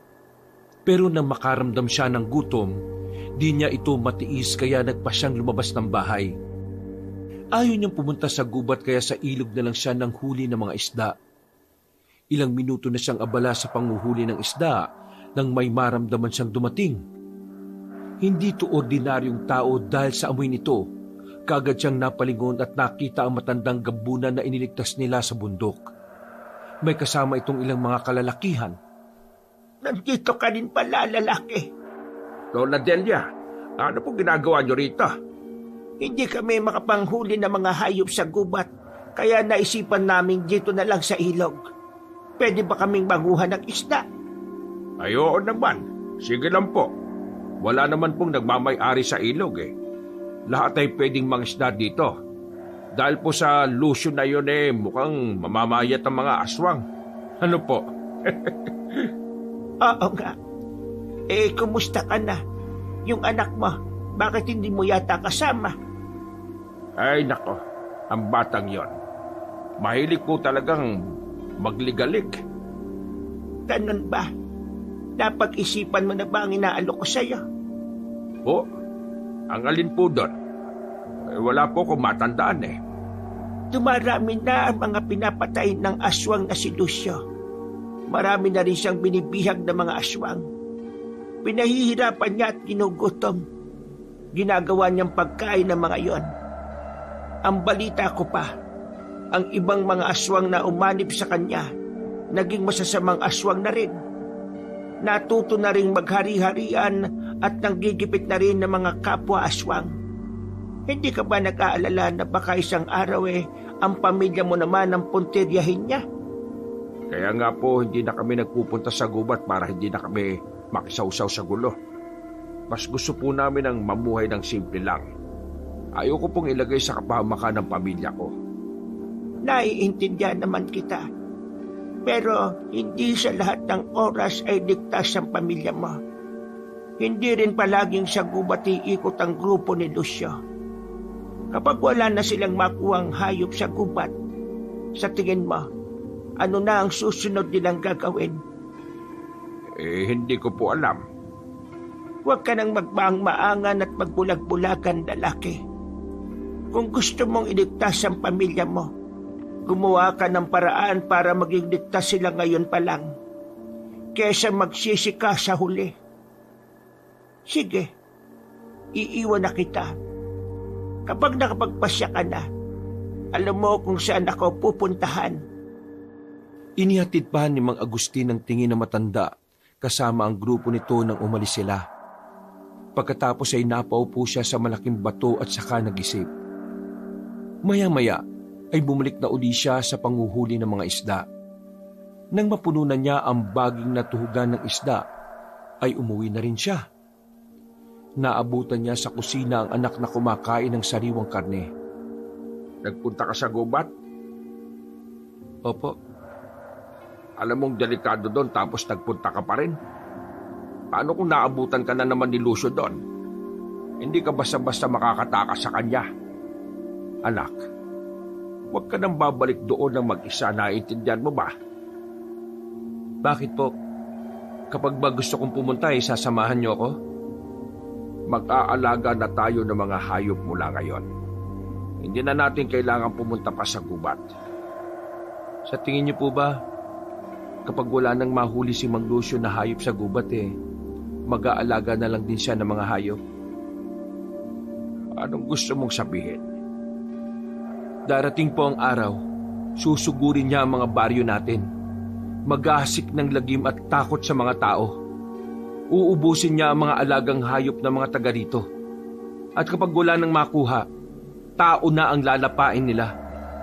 At pag dumating yon, manunood ka pa rin po ba? Tatakas? Magtatago? Kapag natuto kang lumaban, sa tingin mo ba ay magagawa mo siyang talunin? Hindi po. Pero ang malaga, natuto akong lumaban. Palagi akong pupunta sa bundok para doon mag-ensayo. Hindi ako pwedeng mag-ensayo dito sa atin dahil hindi ako makakapagpalit ng anyo. Sa gubat lang pwede. Abay, nasisiraan ka ba ng ulo? Ang sabi ni nanay, kapag daw natalo kita sa laban, ahayaan niya ako sa gusto ko. Napapaisip nga po ako gaano kaya kalakas ang tatay ko? Tumigil ka na. Walang patutunguhan ng mga sinasabi mo. Nang sumunod na araw, nababagabag na si Mang Agustin dahil palaging umaalis ng bahay ang anak niya tuwing gabi. Umaalis ito sa oras na sila ay tulog na mag-asawa. Kaya isang beses, sinundan niya ito. Nalaman niyang tinutuo ng anak ang pag-iensayo sa gubat. Mula sa di kalayuan ay pinanood niya ito. Nakaramdam siya ng tuwa dahil malaki na ang ipinagbago ng anak. Lumakas na ito at mas naging matibay ang buto. Ilang oras din niyang pinanood ng anak sa pagsasanay. Nang magpahinga ito ay saka siya lumapit. Anak, malaki na ang pagbabago ng kakayahan mo ngayon Talagang tumatapang ka na. Tay, kanina pa po ba kayo dyan? Ano pong ginagawa niyo dito? Yan ang kulang sa'yo. Masyado mong itinutuon ang sarili mo sa pag-iinsayo kaya hindi mo napapansin ang paligid. Mukhang malakas ka na. Ang dapat mo naman pag-aralan ay kung paano patalasin ang pakiramdam, ang pandinig at ang paningin. Sa sinasabi po niyong yan parang gusto na ninyo akong sanayin Naisip ko, hindi man kita payagang lumaban kay Lucio. Kailangan mo pa rin maging malakas para may pagtanggol mo ang sarili mo. Hindi pwedeng maging talunan ka lang. Ayaw kong makita kang binubugbog lang ng iba. Pero ayaw ko ring abusuhin mo ang iyong lakas at mabulag ka sa kakayahan mo hanggang sa maging katulad ka na rin ni Lucio. Ano po? Hindi po, no? Hindi ako magiging katulad niya. Siyempre, sa ngayon, ganyan ang sasabihin mo. Pero ang paligid, hindi natin alam kung kailan tayo matutukso. Dapat maging matalino ka sa pagpapasya. Dapat maging matuwid ka at ipaglaban lang ang tama. Hindi ka pwedeng masilaw ng kapangyarihan at lakas. Hindi ko po yung gagawin, Tay. Ang gusto ko lang, makapagligtas ng buhay. Lahat naman tayo ang gusto ay mabuhay dito sa mundo, di ba? Pero si Mang Lucio, sinusolo niya kasi ang kagustuhang yun. Wala siyang pakialam sa iba. Nakakaawa ng mga aswang na pinapatay niya. Nung nakaraan, pumatay na naman siya. Wala akong magawa kasi alam kong kulang pa ako sa lakas. Pero nagagalit ako sa sarili ko. Hindi ko siya nagawang tulungan. Sige anak, dahil nakikita kong mabuti naman ang dulot ng kagustuhan mong maging malakas. Mula ngayon ay sasanayin na kita. Po? Talaga po? Oo. Yun! Salamat po, Tay! Nang gabing yun, inaya na niya ang anak para makapagpahinga ng mabuti. Sinabi niyang sa susunod na gabi ay magsasanay na silang dalawa. Walang mapaglagyan at tuwa si Daniel dahil matagal na niyang gustong maging mahusay sa pakikipaglaban. Pero palagi siyang pinipigilan ng ama. At ngayon ay nakuha na rin niya ang kanyang gusto. Nang sumunod na gabi, inantay muna nilang makatulog ang ina ni Daniel bago sila umalis. Masyadong madilim ang gubat dahil walang buwan. Sinanay ni Mang Agustin ang anak kung paano mapapalakas ang paningin sa dilim ng hindi nagsasaaswang. Sinimulang atakihin ni Mang Agustin ang anak. Paiba-iba siya ng direksyon kaya hindi malaman ni Daniel kung saan siya susugod. Dahil madilim, panay lang ang tanggap niya sa mga suntok ng ama. Paulit-ulit siyang bumabagsak sa lupa. Sa tuwing bumabangon ay muli na namang sumasalakay si Mang Agustin. Halos mabugbog niya ang anak pero hindi pa rin ito nakakaganti sa laban. Maya-maya ay nanahimik si Daniel. Pinakinggan niyang mabuti ang paligid habang nakapikit. Dahil ang kanyang pandinig lang ang gumagana, narinig na niya ang lahat ng ingay sa paligid. Pati ang mahinang kaluskos na ginagawa ng kanyang ama ay kanyang naririnig. Nang malaman na niya kung saan ito naroroon, mabilis na umatake si Daniel. Pinaulanan niya ng mga suntok ang ama. Nasasalag naman agad ni Mang Agustin ang mga atake ng anak gamit ang kanyang mga braso. Pareho silang dumistansya ng mapagod. Humihingal sila habang humuhugot uli ng lakas. Ilang oras pa silang nagsasanay hanggang sa mapagod na talaga ang kanilang katawan. Nagpa siya ng magpahinga si Mang Agustin at nag-aya ng umuwi. Ang bilis mong matuto anak ha. Bumibilis ka na rin. Mahusay. Tama nga po si nanay. Magaling kayong lumaban, Tay. Pero bakit po hindi nyo nilalabanan si Mang Lucio? Anak, palagi mong tatandaan, hindi porkit malakas ka ay may pagmamalaki mo na yon at ipangangalandakan sa iba. Pabayaan mo ang iba na tingnan ka bilang mahinang nilalang. Hindi naman yun kawalan sa'yo. Gamitin mo lang ang iyong lakas sa tamang pagkakataon. Nang makauwi ng bahay, sabay na silang pumasok sa kanilang silid. Pagkaupo ni Mang Agustin sa gilid ng higaan ay napahawak siya sa kanyang kanang braso. Ininda niya ang malakas na atake ng anak. Walang ya. Napuruan yata ang braso ko ah. Tumatanda na yata ako kaya ganon. Ay nako, itulog ko na nga lang ito. Kinaumagahan, narinig ni Mang Agustin ang asawa na nag-iingay sa kusina. Hirap na hirap siyang bumangon dahil sa sakit ng katawan. Pagkalabas niya sa kwarto, ay napansin din niya kagigising lang ni Daniel. Hirap din kumilos ang anak niya dahil sa sakit ng katawan. Hilda, bakit ka ba nagdadabog dyan? Ang aga pa kaya? Sino bang hindi magdadabog nito? Dalawa na nga kayong naiiwan dito sa bahay araw-araw hindi nyo pa rin nagagawa ang responsibilidad ninyo. Di ba sabi ko sa inyo, huwag hayaan na walang tubig ang mga drum. Side na side ang mga lalagyan ng tubig. Ano ba pinaggagawa nyo sa maghapon ha? Ay, kanang magali. Hayaan mo't mag-iigib kami ni Daniel sa ilog. Anak, kunin mo ang mga galon. Halika na. Mag-igib na tayo. Po, masakit po kasi ang katawan ko, Tay. Ikaw na lang po, bukas na lang po ako. Ay nako, hindi pwede. Mayayari tayo sa nanay mo. Isipin mong pagsasanay mo ito. Saka isa pa, kapag sumakit ang katawan, kailangan ulitin para mawala. Tara na. Hindi po ba sumakit ang katawan niyo kagabi, Tay? Ako? Hindi Napakadali lang ng pagsasanay na ginawa natin kagabi. Tara na, mag-igib na tayo. Sige, magbulungan kayo mag-ama. Siguraduhin yung hindi ko yan malalaman ha. Mag-iigib na nga kami. Ano pang bulungan niya sinasabi mo dyan? Hindi na sila nagpahalata na masakit ang kanilang katawan. Kinuha nila ang mga galon at isinakay sa kariton na ditulak. Habang nag-iigib sila sa ilog, ay halos hindi sila makagalaw dahil sa sakit na mga kalamnan. Natagalan sila bago bumalik sa bahay. Di pa sila nakakalapit ay nakita na nilang nagkakagulo roon. May ilang mga kalalakihan ang nasa labas ng kanilang bakuran na tila ba gustong pumasok sa kanilang bahay. Maya-maya ay nakita nilang lumabas ng bahay si Aling Hilda at may nakasukbit sa likod nito na gamit pang spray ng palay. Walang pakundangang inisprayan niya ng likido ang mga lalaking nasa labas ng kanilang bakuran. Biglang naglayuan ang mga ito at galit na umalis.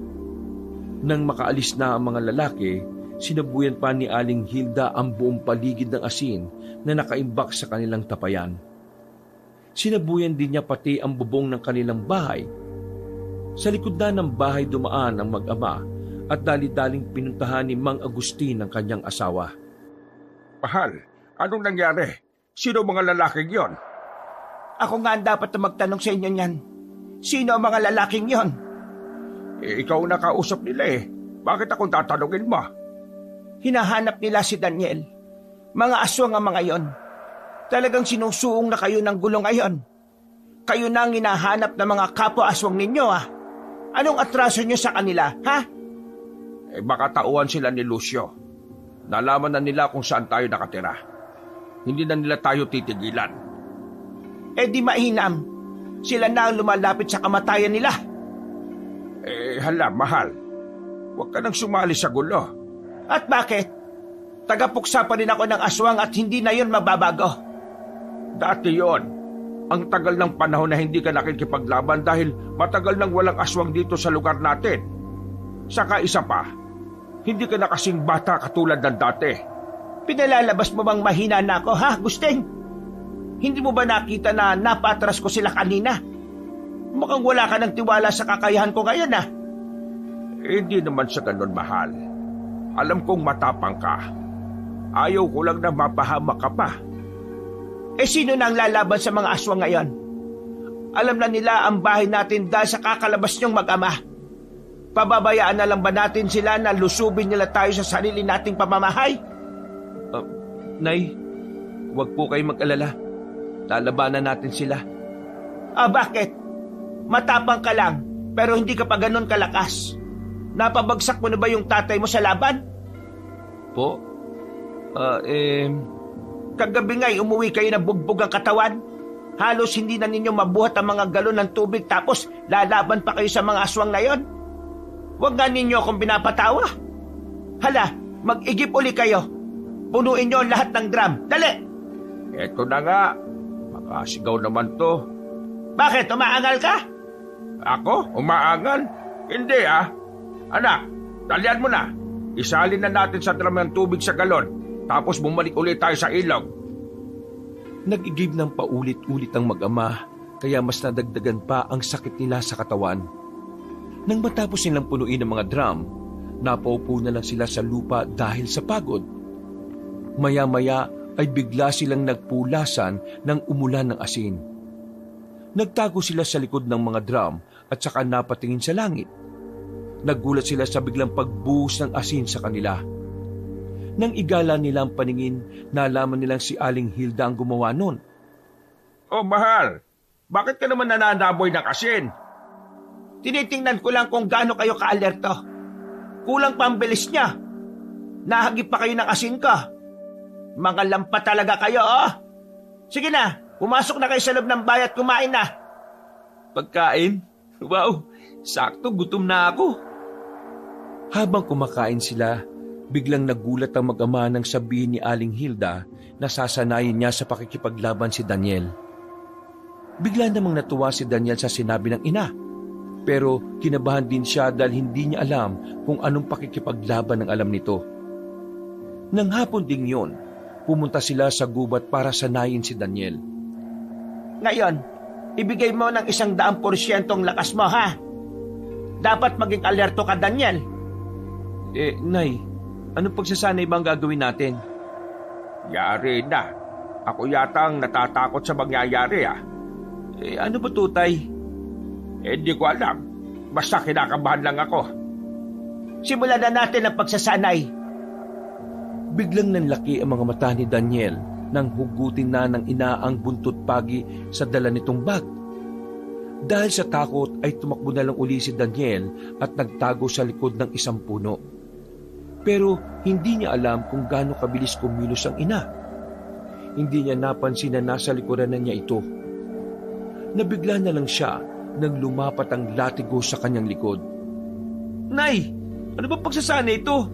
Para ka namang nanguhuli ng aswang Anak mo po ko. Isa nga akong manunugis, hindi ba? Kaya dapat alerto ka. Bakit ka nagtatago dyan? Tumayo ka dyan at lumaban. Hindi po kita lalabanan. Nanay kita Isa ka lang ordinaryong tao. Ganon. Wala kang ang binatbat sa akin Sabi mo sa akin na isa akong ordinaryong tao kapag natalo mo ako, ha? Laban! Sabi na nga ba't ganito ang mangyayari? Manunugis lang siya ng aswang Ay, manghuhuli na lang ako ng hayop para may makain kami. Tsak, pagkatapos maghabulan ng mag-inang yan gutom ang dalawang yan. Naglibot na lang sa gubat si Mang Agustin para tingnan kung may nabitag na hayop sa kanilang patibong. Napakamot na lang siya sa ulo dahil ang mga patibong na kanilang inilagay ay sira na. Inalis na lang niya ang mga ito kaysa makadisgrasya pa ng ibang nilalang. Maya-maya ay natigilan siya nang makarinig ng boses sa kanyang likuran.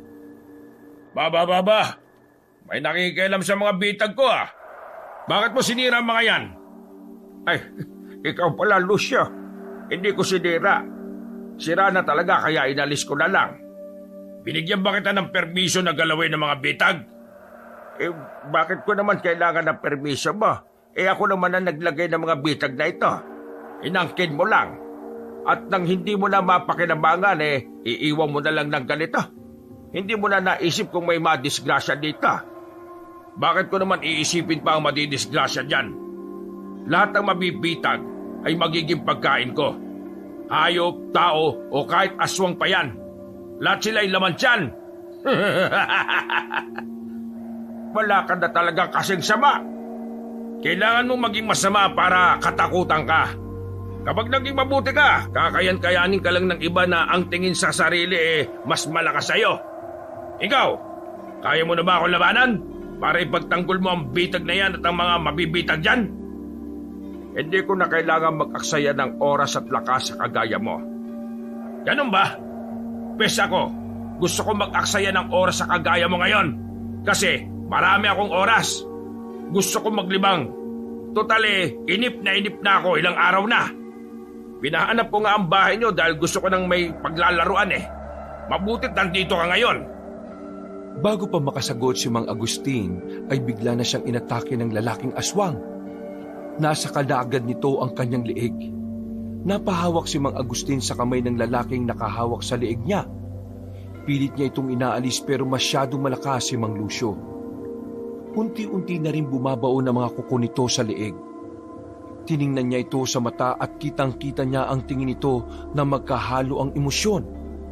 Natutuwa ang lalaki at kitang-kita sa mga mata nito ang kasabikan na pumatay. Mabilis niyang itinulak si Mang Lucio para makawala siya sa pagkakasakal nito. Ayaw niyang patulan ng lalaki, kaya nang mailayo nito sa kanya ay tumalikod siya at takmang aalis na. Pero biglang umatake ang lalaki at ibinaon ang mga kuko nito sa tagiliran ni Mang Agustin. Aalis ka na kagad? Huwag mong pinamalit ang kagaya ko. Lapastangan ka! Wala kang takot sa akin Pwes, bibigyan kita ng dahilan para matakot. Hindi ka naman talaga nakakatakot, Lucio. Ang nararamdaman ko sa iyo ay awa. Kulang ka sa pansin kaya nagpapapansin ka. Anong sabi mo? Lalong ibinaon ni Mang Lucio ang matutulis niyang kuko. Napaigik si Mang Agustin nang maramdaman ng sakit at ikinatawa naman yun ni Mang Lucio. Pumainlan lang ang malulutong na halakhak ng lalaki sa paligid. Hinawakan naman ni Mang Agustin ang kamay ni Mang Lucio at inalis sa pagkakabao ng kuko nito sa kanyang tagiliran. Sa kanya to pinilipit hanggang sa umatungal ang lalaki. Itinulak pa niya si Mang Lucio pagkatapos ay tinangka uling iwan. Pero lalong napiko ng lalaki sa kanyang ginawa. Muli itong umatake. Malakas nitong sinuntok si Mang Agustin at tumama yon sa ulo. Bumagsak siya sa lupa at bago pa makabangon ay biglang tinapakan ni Mang Lucio ang kanyang dibdib. Ang ayoko sa lahat ay yung tinatalikuran lang ako. Ang ayoko rin ay lumagay sa gulo. Napakakulit mo eh. Pinagalit mo talaga ako ha. Hindi na kita pagbibigyan ngayon. Babaliin ko mga buto mo at saka kita lalabahin. Hindi mo magagawa. At talagang hinahamon mo kung walang yaka ha. Hinigit siya ni Mang Lucio nang hawakan ito sa dibdibang damit niya. Ngunit pilit siyang itinatayo at saka pinagsusuntok sa katawan. Ang muling suntok nito ang pinakamalakas kaya tumalsik si Mang Agustin. Dumaus-us siya sa lupa hanggang sa bumangga ang katawan sa isang puno. Nakita niyang pasugod uli ang lalaki at bago pa siya makaiwas ay nasa harapan niya na ito. Muli siyang pinagsusuntok hanggang mapalahod siya sa lupa. Napahawak si Mang Agustin sa sugat niya sa tagiliran dahil walang humpay ang pagtagas ng dugo roon. Nang makita ng kalaban ang iniinda niyang sugat, sinipa pa yon dahilan para mapaatungal siya ng malakas. Nagsimula nang magalit si Mang Agustin sa ginagawa ng lalaki sa kanya. Hindi na niya napigilan ng paglabas ng kanyang mga pangil at matutulis na kuko. Tiningnan niya ng matalimang lalaki habang namumula ang kanyang mga mata. Tumawa naman ng malakas si Mang Lucio dahil nakita niyang galit na si Mang Agustin. Inisip niyang bibigyan na siya nito ng magandang laban. Pinilit na tumayo ni Mang Agustin at nang mapantayan na niya ang kalaban ay bigla niyang pinahaba ang kanyang dila saka ipinulupot sa liig ng lalaki. Naramdaman ni Mang Lucio ang laway na pumapaso sa kanyang liig. Pilit siyang kumakawala pero hindi niya magawa dahil hawak ni Mang Agustin ang dalawa niyang kamay. Mabilis siyang sinipa si Mang Agustin para mabitiwan siya nito. Pero singtigas ng bato ang katawan ng lalaki kaya hindi niya mapatumba. Lalong nagngit-ngit sa galit si Mang Lucio. Nang hindi na makatiis sa panunood ng mga kasama nito, ay pinagtulungan na nilang bugbugin si Mang Agustin. Bigla naman siyang nagsaahas sa kadali-daling gumapang palayo. Habang tumatakas, ay dinig na dinig pa ni Mang Agustin ang malakas na sigaw ni Mang Lucio. Ha, yari. Mukhang nagalit ko pa yata ng gusto ang lokong yun ah. Lalo kaming pag-iinitan nito. Ay, teka. May nakita kong hayop sa bitag ah. Makuha na baka maunahan pa ako ni Lucio. Bumalik siya sa pagiging tao at kinuha ang bayawak na nasilo sa bitag. Pagkatapos ay pinuntahan niya ang kanyang mag-ina para ayaing umuwi. Naabutan niya ang mga ito na nagpapahinga mula sa pagsasanay. Nagulat siya nang makitang dinidilaan ni Daniel ang balat nito na pulang-pula na parabang napaso. Oh, ano nangyari? Mabagal kasing kumilos ang anak mo. Kaya hayan, nalapnos ng asin ang balat niya. Eh bakit mo naman kasi masyadong siniseryoso? Abay bakit? Hindi ba dapat? Paano siya magiging mahusay kung hindi siseryosohin ang pagsasanay? Iniwasan ko lang mga hagupit ni nanay pero hindi ko alam na may baon pala siyang asin eh. Ang sakit-sakit tuloy ng balat ko. Nalapnos na tayo. Ay nako, umuwi na nga tayo. Sakto't nakahuli ako ng bayawak. Tama na yung pag-iinsayo ninyo. Bayawak lang ang nahuli mo. Tapos ang tindi ng sugat mo sa tagiliran. Grabe naman lakas ng bayawak na yan. Huwag mo nang pansinin. Lampa ka talaga. Bukas, 2 na kayong iinsayuhin ko. Ano? Bakit naman pati ako isasama mo dyan? Kinakalawang ka na kasi. Kaya walang natututunan sa iyo ang anak mo eh. Puro kasi panininip lang ng mga babae sa ilog ang inaatupag mo. Nag-aaway na naman sila. Ay nako, mauna na nga ako umuwi. Baka madamay pa ako sa init ng ulo ni nanay. Ilang araw ang lumipas, patulog na sila na mag-ingay ang alagang nilang aso na nakatali sa labas ng bahay. Galit na galit sa pagtahol ang aso pero maya-maya ay bigla itong umiyak sa nanahimik. Kinabahan si Mang Agustin kaya sumilip siya sa bintana. Nakita niya mga kalalakihan na nakatayo sa kanilang bakuran. Tiningnan din niya kung ano ang ginagawa ng mga ito sa kanilang aso. Nakita niyang nakabulagta na ang alaga sa lupa at naliligo na sa sariling dugo. Nakita rin niya sa kamay ng isang lalaki na nakalabas ang matulis na kuko at tumutulo pa roon ng dugo ng kanilang alaga. Maya-maya ay nakita niyang lumapit si Mang Lucio at lumagay ito sa unahan ng mga kasama. Si Lucio, talagang sumugod na siya dito. Anong sinabi mo? Sino ka mo? Patingin nga ako. Siya ang aswang na naghahari-harian sa mga gubat. Mukha naman siyang lampay. Ano naman ang kailangan niya sa atin? Baka naasar ng gusto sa nangyari. Ano nangyari? Kasi naabutan niya akong inaalis yung bitag sa gubat. Inatake niya ako. Kaso, di ko naman pinatulan. Siguro naasar. Siya ba ang gumawa ng sugat mo sa tagiliran? Sa lagay na yun siya pa ang naasar. Ikaw nga itong sugatan. Masyadong maiksi ang pasensya niya. Parang ikaw. Anong sinabi mo? Biro lang. Ikaw naman, no? Agustin, alam kong gising ka ba? Hindi mo ba alukin man lang ng sariwang karne ang bisita mo ngayong gabi? Abay, sira ulo pala yan Hindi naman natin inimbita tapos manghihingi ng sariwang karne. Teka nga. Mahal, hayaan mo na. Huwag na natin pansinin. Hindi naman yan importante. Naghahanap lang yan ng kaaway.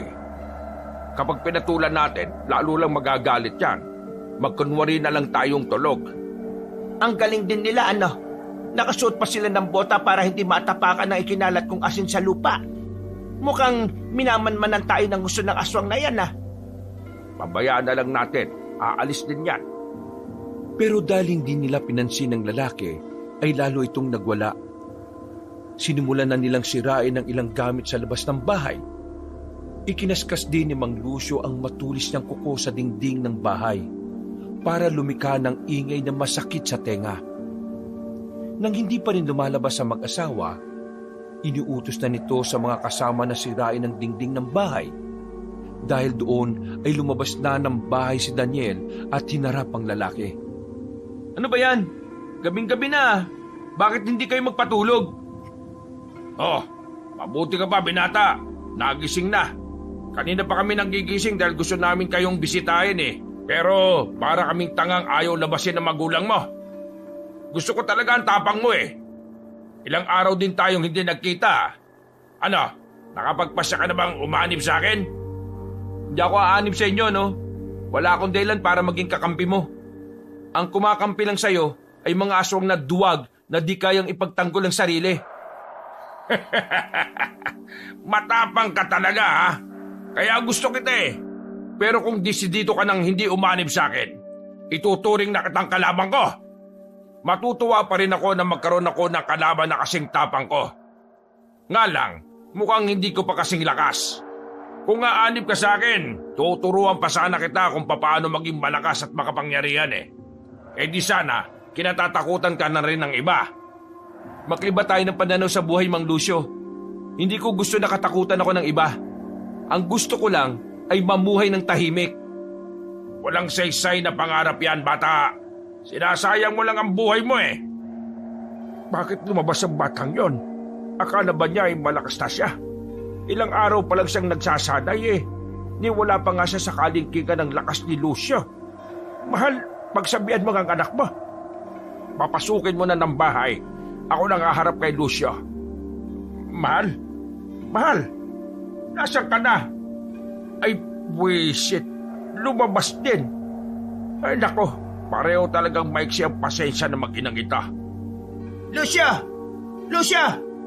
Gabing-gabi na ang pagdalaw mo dito, Wala kaming sariwang karne para sa'yo. Hindi bali na. Ako na ang kukuha ng sariwang karne para sa akin. Ngayong gabi, isa sa inyo ang gagawin kong pagkain. Ganun ba? Pasensya na kung ngayon ka palang mabibigo sa mga balak mo. Mukhang alam ko na kung kanino nagmana ang batang yun, Nakasuot na ng panlaban na damit si Aling Hilda. Nakabaluti siya at nakasuot ng matibay na boots na gawa sa balat ng hayop. May matalim na itak na nakatali sa kanyang bewang. Nakasukbit din sa likod niya ang gamit pang spray ng palay na may lamang tubig na hinaluan ng katas ng kalamansi at dinikdik na bawang. Inihahampas niya ang hawak na latigo na gawa sa buntot pagi. Tumawa lang ng malakas si Mang Lucio nang makita ang gayak ni Aling Hilda. Maya-maya ay nagsaaswang na ang mga lalaki at mabilis na sumugod sa mag-ina. Sinalubong naman ni Aling Hilda ng mga hagupit ng latigo o mga aswang. Nagpalit na rin ng anyo si Daniel at sinugod na rin ng mga kasama ni Mang Lucio. Dahil marami ang mga kasama ni Mang Lucio ay hindi patas ang laban. Nahirapan sa pag-atake ang mag-ina. Nagtalikuran sila para protektahan ang isa't isa. Pinaligiran naman siya ng mga aswang. Nilabanan nila ang grupo ni Mang Lucio pero dahil sa malakas sa mga ito, makailang ulit silang bumuwal sa lupa. Hindi magawang isaboy ni Aling Hilda ang laman ng pang-spray dahil madadamay ang kanyang anak. Nang nasa dihado na silang kalagayan, bigla na lang nagtumbahan ang mga aswang na kasama ni Mang Lucio. Hinagupit ang mga ito ng higanting buntot ng ahas. Nang lingunin nila kung sino ang nilalang na gumawa nito, ay nagulat sila dahil sa isang malaking aswang na bulaw-bulaw ang magiting na nakatayo sa di kalayuan. Ang pinakayo ko sa lahat yung sinasaktan ng pamilya ko. Nagkamali ka ng sinalakay na bahay, Lucio! Tay, anong klaseng itsura yan? Yan ang anyo ng tatay mo kapag nasa mataas na antas na siya na aswang. Isang dambuhalang ahas na may makunat na balat.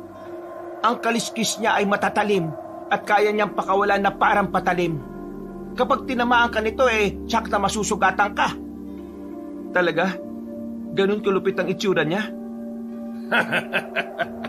Totoo nga pala talaga ang nababalitaan ko tungkol sa mga bulaw-bulaw. Matagal ko nang gustong palitawin ang aswang na kagaya mo. Sa tagal kong naghahasik ng karahasan, ngayon lang kita natagpuan. Ako lang pala ang gusto mo makasagupa kaya ka nang aapi ng iba? Oo, dahil kapag napatay kita, wala nang ibang katatakutan ng mahihinang aswang kundi ako na lang. Ako na ang maghahari sa lahat. Naiirita na rin ako sa mga naririnig ko sa iba na hindi ko pa raw natatalo ang malakas na bulaw-bulaw. Kaya hindi pa ako pwedeng maghari-harian. Nadagdagan pa ang inis ko sa mga balitang ipinakalat ni Tandang Delia na may bulaw-bulaw pa raw na nabubuhay at kanilang pag-asa. Ikaw pala yon? Wala akong alam doon Ang akin lang ngayon, huwag mong sasaktan ang pamilya ko. Paano kung hindi ako sumunod sa utos mo, Biglang hinablot ni Mang Lucio si Aling Hilda at ito ang ginamit na pain laban kay Mang Agustin. Pero dahil sanay sa labanan ng ginang at hindi na natatakot sa mga aswang, itinarak niya ang patalim sa katawan ng aswang na hinugot mula sa lalagyan nito na nakakabit sa kanyang hita. Nabitiwan siya ni Mang Lucio at kinuha niya ang pagkakataong yon para sabuyan ng likido ang aswang. Sinabuyan na rin niya ang mga kasama nito, dahilan para mag-atrasan sila. Mabilis na itinakbo ng ginang ang mga tapayan sa gilid ng bakuran. Binuksan niya ito at saka sinabuyan ng asin ang mga aswang. Lalong naggalit si Mang Lucio kaya nagtagis ang panga nito. Sabay-sabay na umatake ang grupo nito. Hinarap na mag-ina ang mga kasama nito habang si Mang Agustin naman ang humarap kay Mang Lucio. Mabilis ang kilos ng lalaki kaya hindi gaanong nasusundan ng tingin ni Mang Agustin. Naramdaman na lang niya ang mga kalmot nito na tumatama sa kanyang katawan. Pinaalsa ni Mang Agustin ang kanyang mga kaliskis at inihanda ng pakawalan nito. Pero isang malakas na suntok ang dumapo sa kanyang mukha. Tumilapon siya at bago pa mabangga sa puno ng mangga sa likuran ng bahay ay kaagad siyang nakabalanse. Naikuyom niya ang kamao dahil sa inis. Mabilis siyang gumapang pasugod kay Mang Lucio at nang malapit na ay umikot siya para hampasin ng buntot ang lalaking daghamon. Maiksi ang pasensya ni Mang Lucio at palaging nauuna ang galit. Puro sugod lang ang iniisip niya at wala siyang pakialam kung ikamatay ng mga kasama ang kanyang utos. Sumenya si Mang Lucio na parang may mga kasama itong tinawag. Pero laking gulat niya nang ang dumating ay ang grupo ni Lola Delia. Anong nangyari? Bakit kayo nandito? Nalaman kong susugod ka dito, Lucio. 2 grupong inihanda mo, kaya nakialam na rin ako. Wala nang isang grupong inaasahan mo. Natalo na namin sila. Anong sinasabi mong matanda ka? Ang lakas ng loob mong makialam sa mga plano ko ah. Humanda ka sa akin. Kahit matanda ka na at makunat ang balat mo, ilalaman pa rin kita sa kumakalam kong tiyan. Huwag mo na akong hamunin pa. Yan pa nga lang ang kalaban mo ngayon hindi mo na mapatumba. Natakot ka ba nang malaman mong may isang bulaw-bulaw pang narito sa lugar kaya mo sinugod agad? Ha! Nakakatawa ka. Malaki pala talaga ang takot mo sa lahi nila. Dahil ang lahi nila ang tumalo sa lolo mo noon, hindi ba? Tumahimik ka, tanda. Pag natapos ako sa kanya, isusunod ko kayo. Kaya maghintay ka lang dyan at manood. Sige, sabi mo Muling inatake ni Mang Lucio si Mang Agustin. Pinilit niyang lapain ito pero matigas ang balat ni Mang Agustin. Sa tuwing mapapadikit sa kanya si Mang Lucio ay kaagad niyang inaangat ang kanyang mga kaliskis, dahilan para masugatan ng lalaking daghamon dahil sa talim nito. Pinagahagupit pa niya ng buntot ang kalaban hanggang sa gumapang na ito sa lupa. Ayaw ko ng gulo, Lucio. Ang gusto ko ay tahimik lang na buhay. Makapangaso ang lahat ng aswang sa gubat. Walang nagmamay-ari ng gubat na yon, kaya wala kang karapatan na bawalan ng iba. Hindi kita papatayin dahil wala naman akong intensyon na pumatay ng mga aswang. Isang lahi pa rin naman tayo. Wala akong pakialam sa mga pinaglalaban mo. May sarili akong desisyon sa buhay. Hindi ako mabubuhay sa kahihiyan. Mas mabuti pa nga mamatay na lang kaysa mabuhay na pinagtatawanan ng iba. Ay nako, napakatigas ng ulo mo. Tumigil ka na sabi. Kung siya ay hindi pumapatay ng aswang, pwes ako, pumapatay ako. Lalo na ang aswang na kagaya mong makitid ang utak. Hayaan mong ako na ang tumapos sa buhay mo. Mukha namang sawa ka na rin namang mabuhay pa Marahas na hinatak ni Aling Hilda si Mang Lucio sa tabi ng tapayan na puno ng asin. Dinakot niya ang asin at saka sapilitang ipinalunok sa aswang. Nagalit naman si Mang Lucio, kaya sinakal niya ang babae. Napaluhod si Aling Hilda at nahirapan ng huminga. Nanlildisik ang mga mata ni Mang Lucio dahil sa galit at wala na siyang pakialam kung mapatay pa ang babae. Pero bago pa nito mapatay si Aling Hilda, itinarak ni Mang Agustin ang dulo ng kanyang buntot sa lalaking aswang. Mistulang matalas na patalim ang kanyang buntot nang bumaon sa dibdib ni Mang Lucio. Tumagos ito sa puso ng aswang na siyang dahilan ng pagkalagot ng kanyang hininga.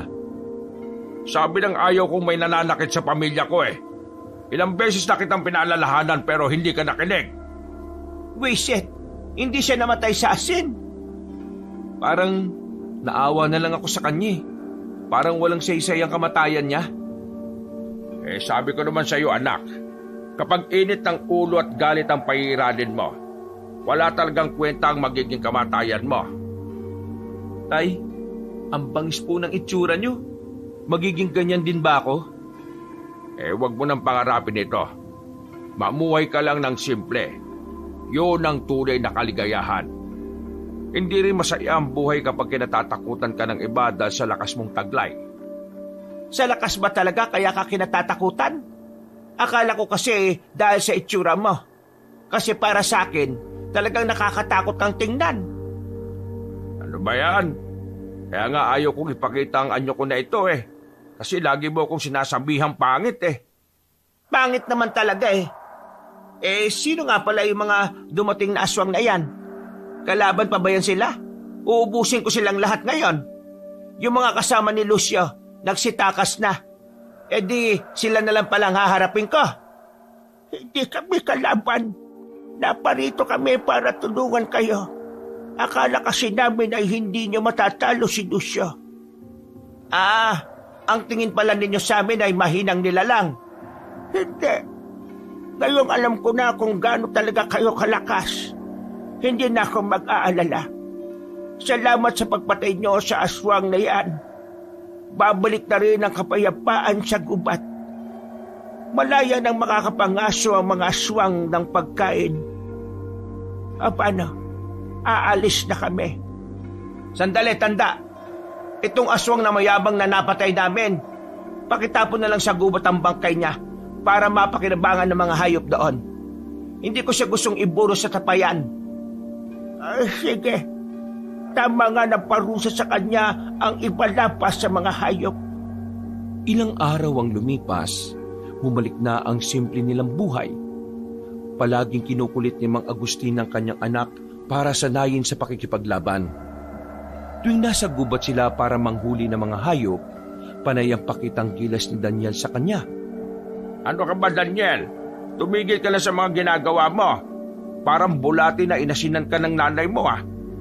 Manghuli na lang tayo ng hayop para may masarap tayong hapunan mamaya. Kasi naman tay, turuan mo na ako. Paano ba maging kagaya ng itsura mo na yon? Pareho naman tayo ng lahi ah. Pareho tayong aswang na bulaw-bulaw. Pero bakit magkaiba ang itsura natin? Isa kang dambuhalang ahas na nakakatakot samantalang ako parang bulati lang. Gusto ko rin maging ganun. Paano ba kasi? Hindi mo na kailangan maging ganon kalakas. Wala namang dahilan pa. Payapa na ang lugar natin.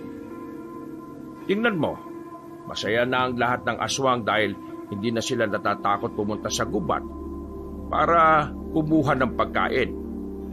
Ay, ibig sabihin, hindi ako magiging kagaya mo? Sayang, akala ko pa naman kapag tumandaan na ang bulaw-bulaw magiging ganun na ang itsura.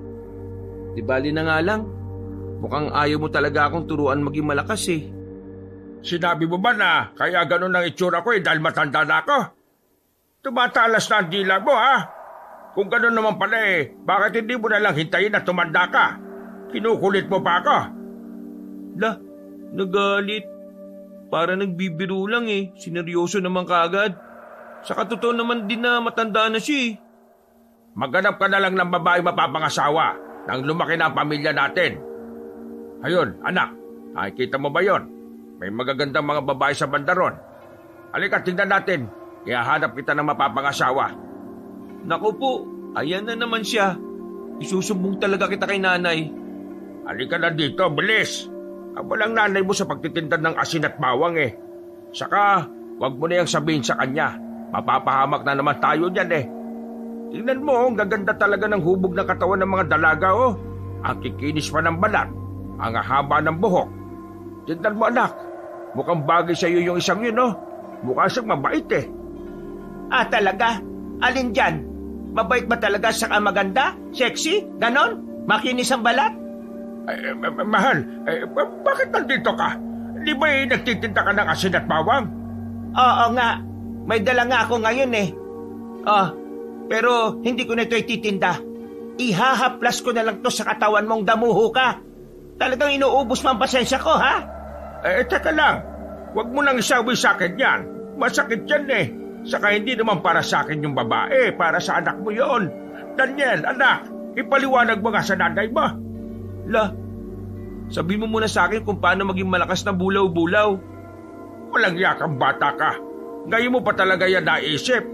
Ano ba kasi ang ginagawa mo dito, Hilda? Dapat hindi ka na nagpunta dito kasi mapanganib Maraming aswang dito sa gubat. Bakit naman ako matatakot? Manunugis ako ng aswang, hindi ba? At isa pa, kahit sa bahay ko may aswang din. Kapag napatay kita, papatayin ko na rin ng mga aswang nandito sa gubat. Lalo na sinasabi mong mga babaeng yan. Nako po. Damay-damay na nga, Daniel. Anak, itago mo ko, bilis. Hindi ko kayang labanan ng nanay mo. Yan lang ang pinakakinatatakutan kong nilalang sa lahat Kaya nyo na po yan, tay. Paano? Yan na po kayo. Kukunin ko na lang yung nabitag na hayop dun sa bandaron. Ay, siya nga pala, nay. Sabi ni tatay kanina, yung isang babae dun, mas maganda raw po sa inyo. Ano? Sinabi niya yon? Abay, damuho ka talaga. Humanda ka talaga sa akin. Hoy, Daniel! Kailan ka pa naging sinungaling? Wala akong sinabing ganun, ha? Bawiin mo yon! Dahil sa galit ni Aling Hilda sa asawa, hinabol-habol niya ito habang isinasaboy ang asin at dinikdik na bawang.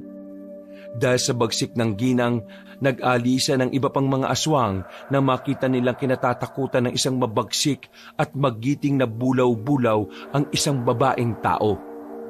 Natapos ang abulan ng mag-asawa nang ipaubayan na lang ni Mang Agustin ang kanyang katawan. Namumula ang kanyang balat dahil sa pagkakalapno sa asin. Umuwi silang umiiyak si Mang Agustin habang tumatawa naman si Daniel sa sinapit ng ama. Nang gabing yon, hindi natulog si Mang Agustin dahil magdamag niyang nilawayan ng mga lapno sa katawan. Nakabantay naman ang kanyang asawa at matalim pa rin ang pagkakatitig dito. Napakalupit mo naman talaga, mahal.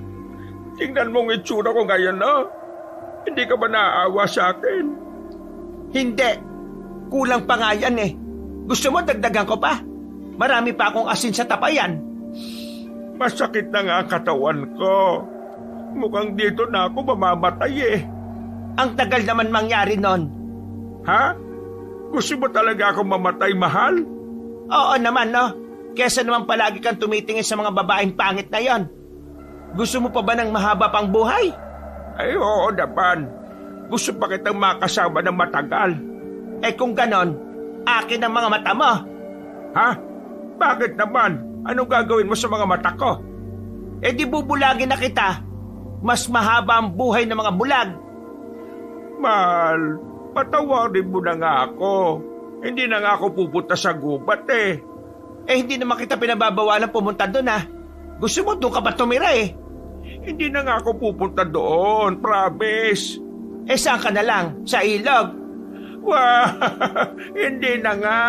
Hindi na nga ako lalabas ng bahay. Eh mabuti na yan kesa mabuhay kang bulag. Eh bakit ba napakasilosa mo kasi? Akala ko ba'y pangit ako? Eh pangit ka naman talaga eh. Kailan ba naging gwapong ahasa? Ay nako, gusto ko na pong matulog. Kung ayaw niyo pong matulog, magpatulog po kayo. Ibang klase rin kayo maglambingan eh. Kaya ayaw ko mag-asawa. Mapapadali lang ang buhay ko. O ayan, kasalanan mo. Ayaw na mag-asawa ng anak mo. Oh, ako na naman? Ay hindi, ako. Ako talaga ang may kasalanan dito eh. Ako ang may kasalanan sa lahat, mahal. Kaya, pwede ba, itabi mo na yung timba ng asin, namamagaan na rin ang dila ko sa kakalahoy sa katawan kong maalat eh. Parang 1 minuto na lang ang itatagal ng buhay ko. Nabigla si Mang Agustin nang ibuhos sa kanya ng asawa ang laman ng timba. Inakala niyang asin ang laman nito pero bigla na lang nakaginhawa ang kanyang katawan. Dahil likido na mula sa katas ng halamang gamot ang ibinuhos ng asawa. Ay, salamat mahal ko. Akala ko ititiisin mo na ako eh. Gusto mo pa ako mabuhay ng matagal. Salamat talaga. Eh pasalamat ka't naawa pa ako sa iyo. Pasalamat din sa iyo ang mga aswang na naglipa na sa gubat dahil hinahayaan ko lang silang gumala doon. Pero oras na tumawid sila dito sa baryo, buburuhin ko sila sa tapayan na puno ng asin. Eh sinabihan ko na sila tungkol dyan. Hindi sila mambibiktima ng tao, maniwala ka. Abay dapat lang. Ayusin mo na ang sarili mo ha, at nang makatulog na tayo. Puyat na ako sa iyo eh. Opo, matutulog na tayo, mahal. Napabuntong hininga na lang si Daniel dahil nakaginhawa na ang kanyang tenga mula sa sagutan ng kanyang mga magulang. Sumikat na ang araw pero ang pamilya nila ay nagsisimula palang matulog. Bago pumikit ang binata, napangiti pa siya habang iniisip ang kanyang mga magulang. Kahit gano'n ang mga ito, alam niyang mahal na mahal nila ang isa't isa. Hindi sa gabal ang lahi pagdating sa pagmamahalan. Pinatunayan niyo ng kanyang mga magulang kahit isang aswang at isang ordinaryong tao. Ang pag-ibig ay para sa lahat. Wakas,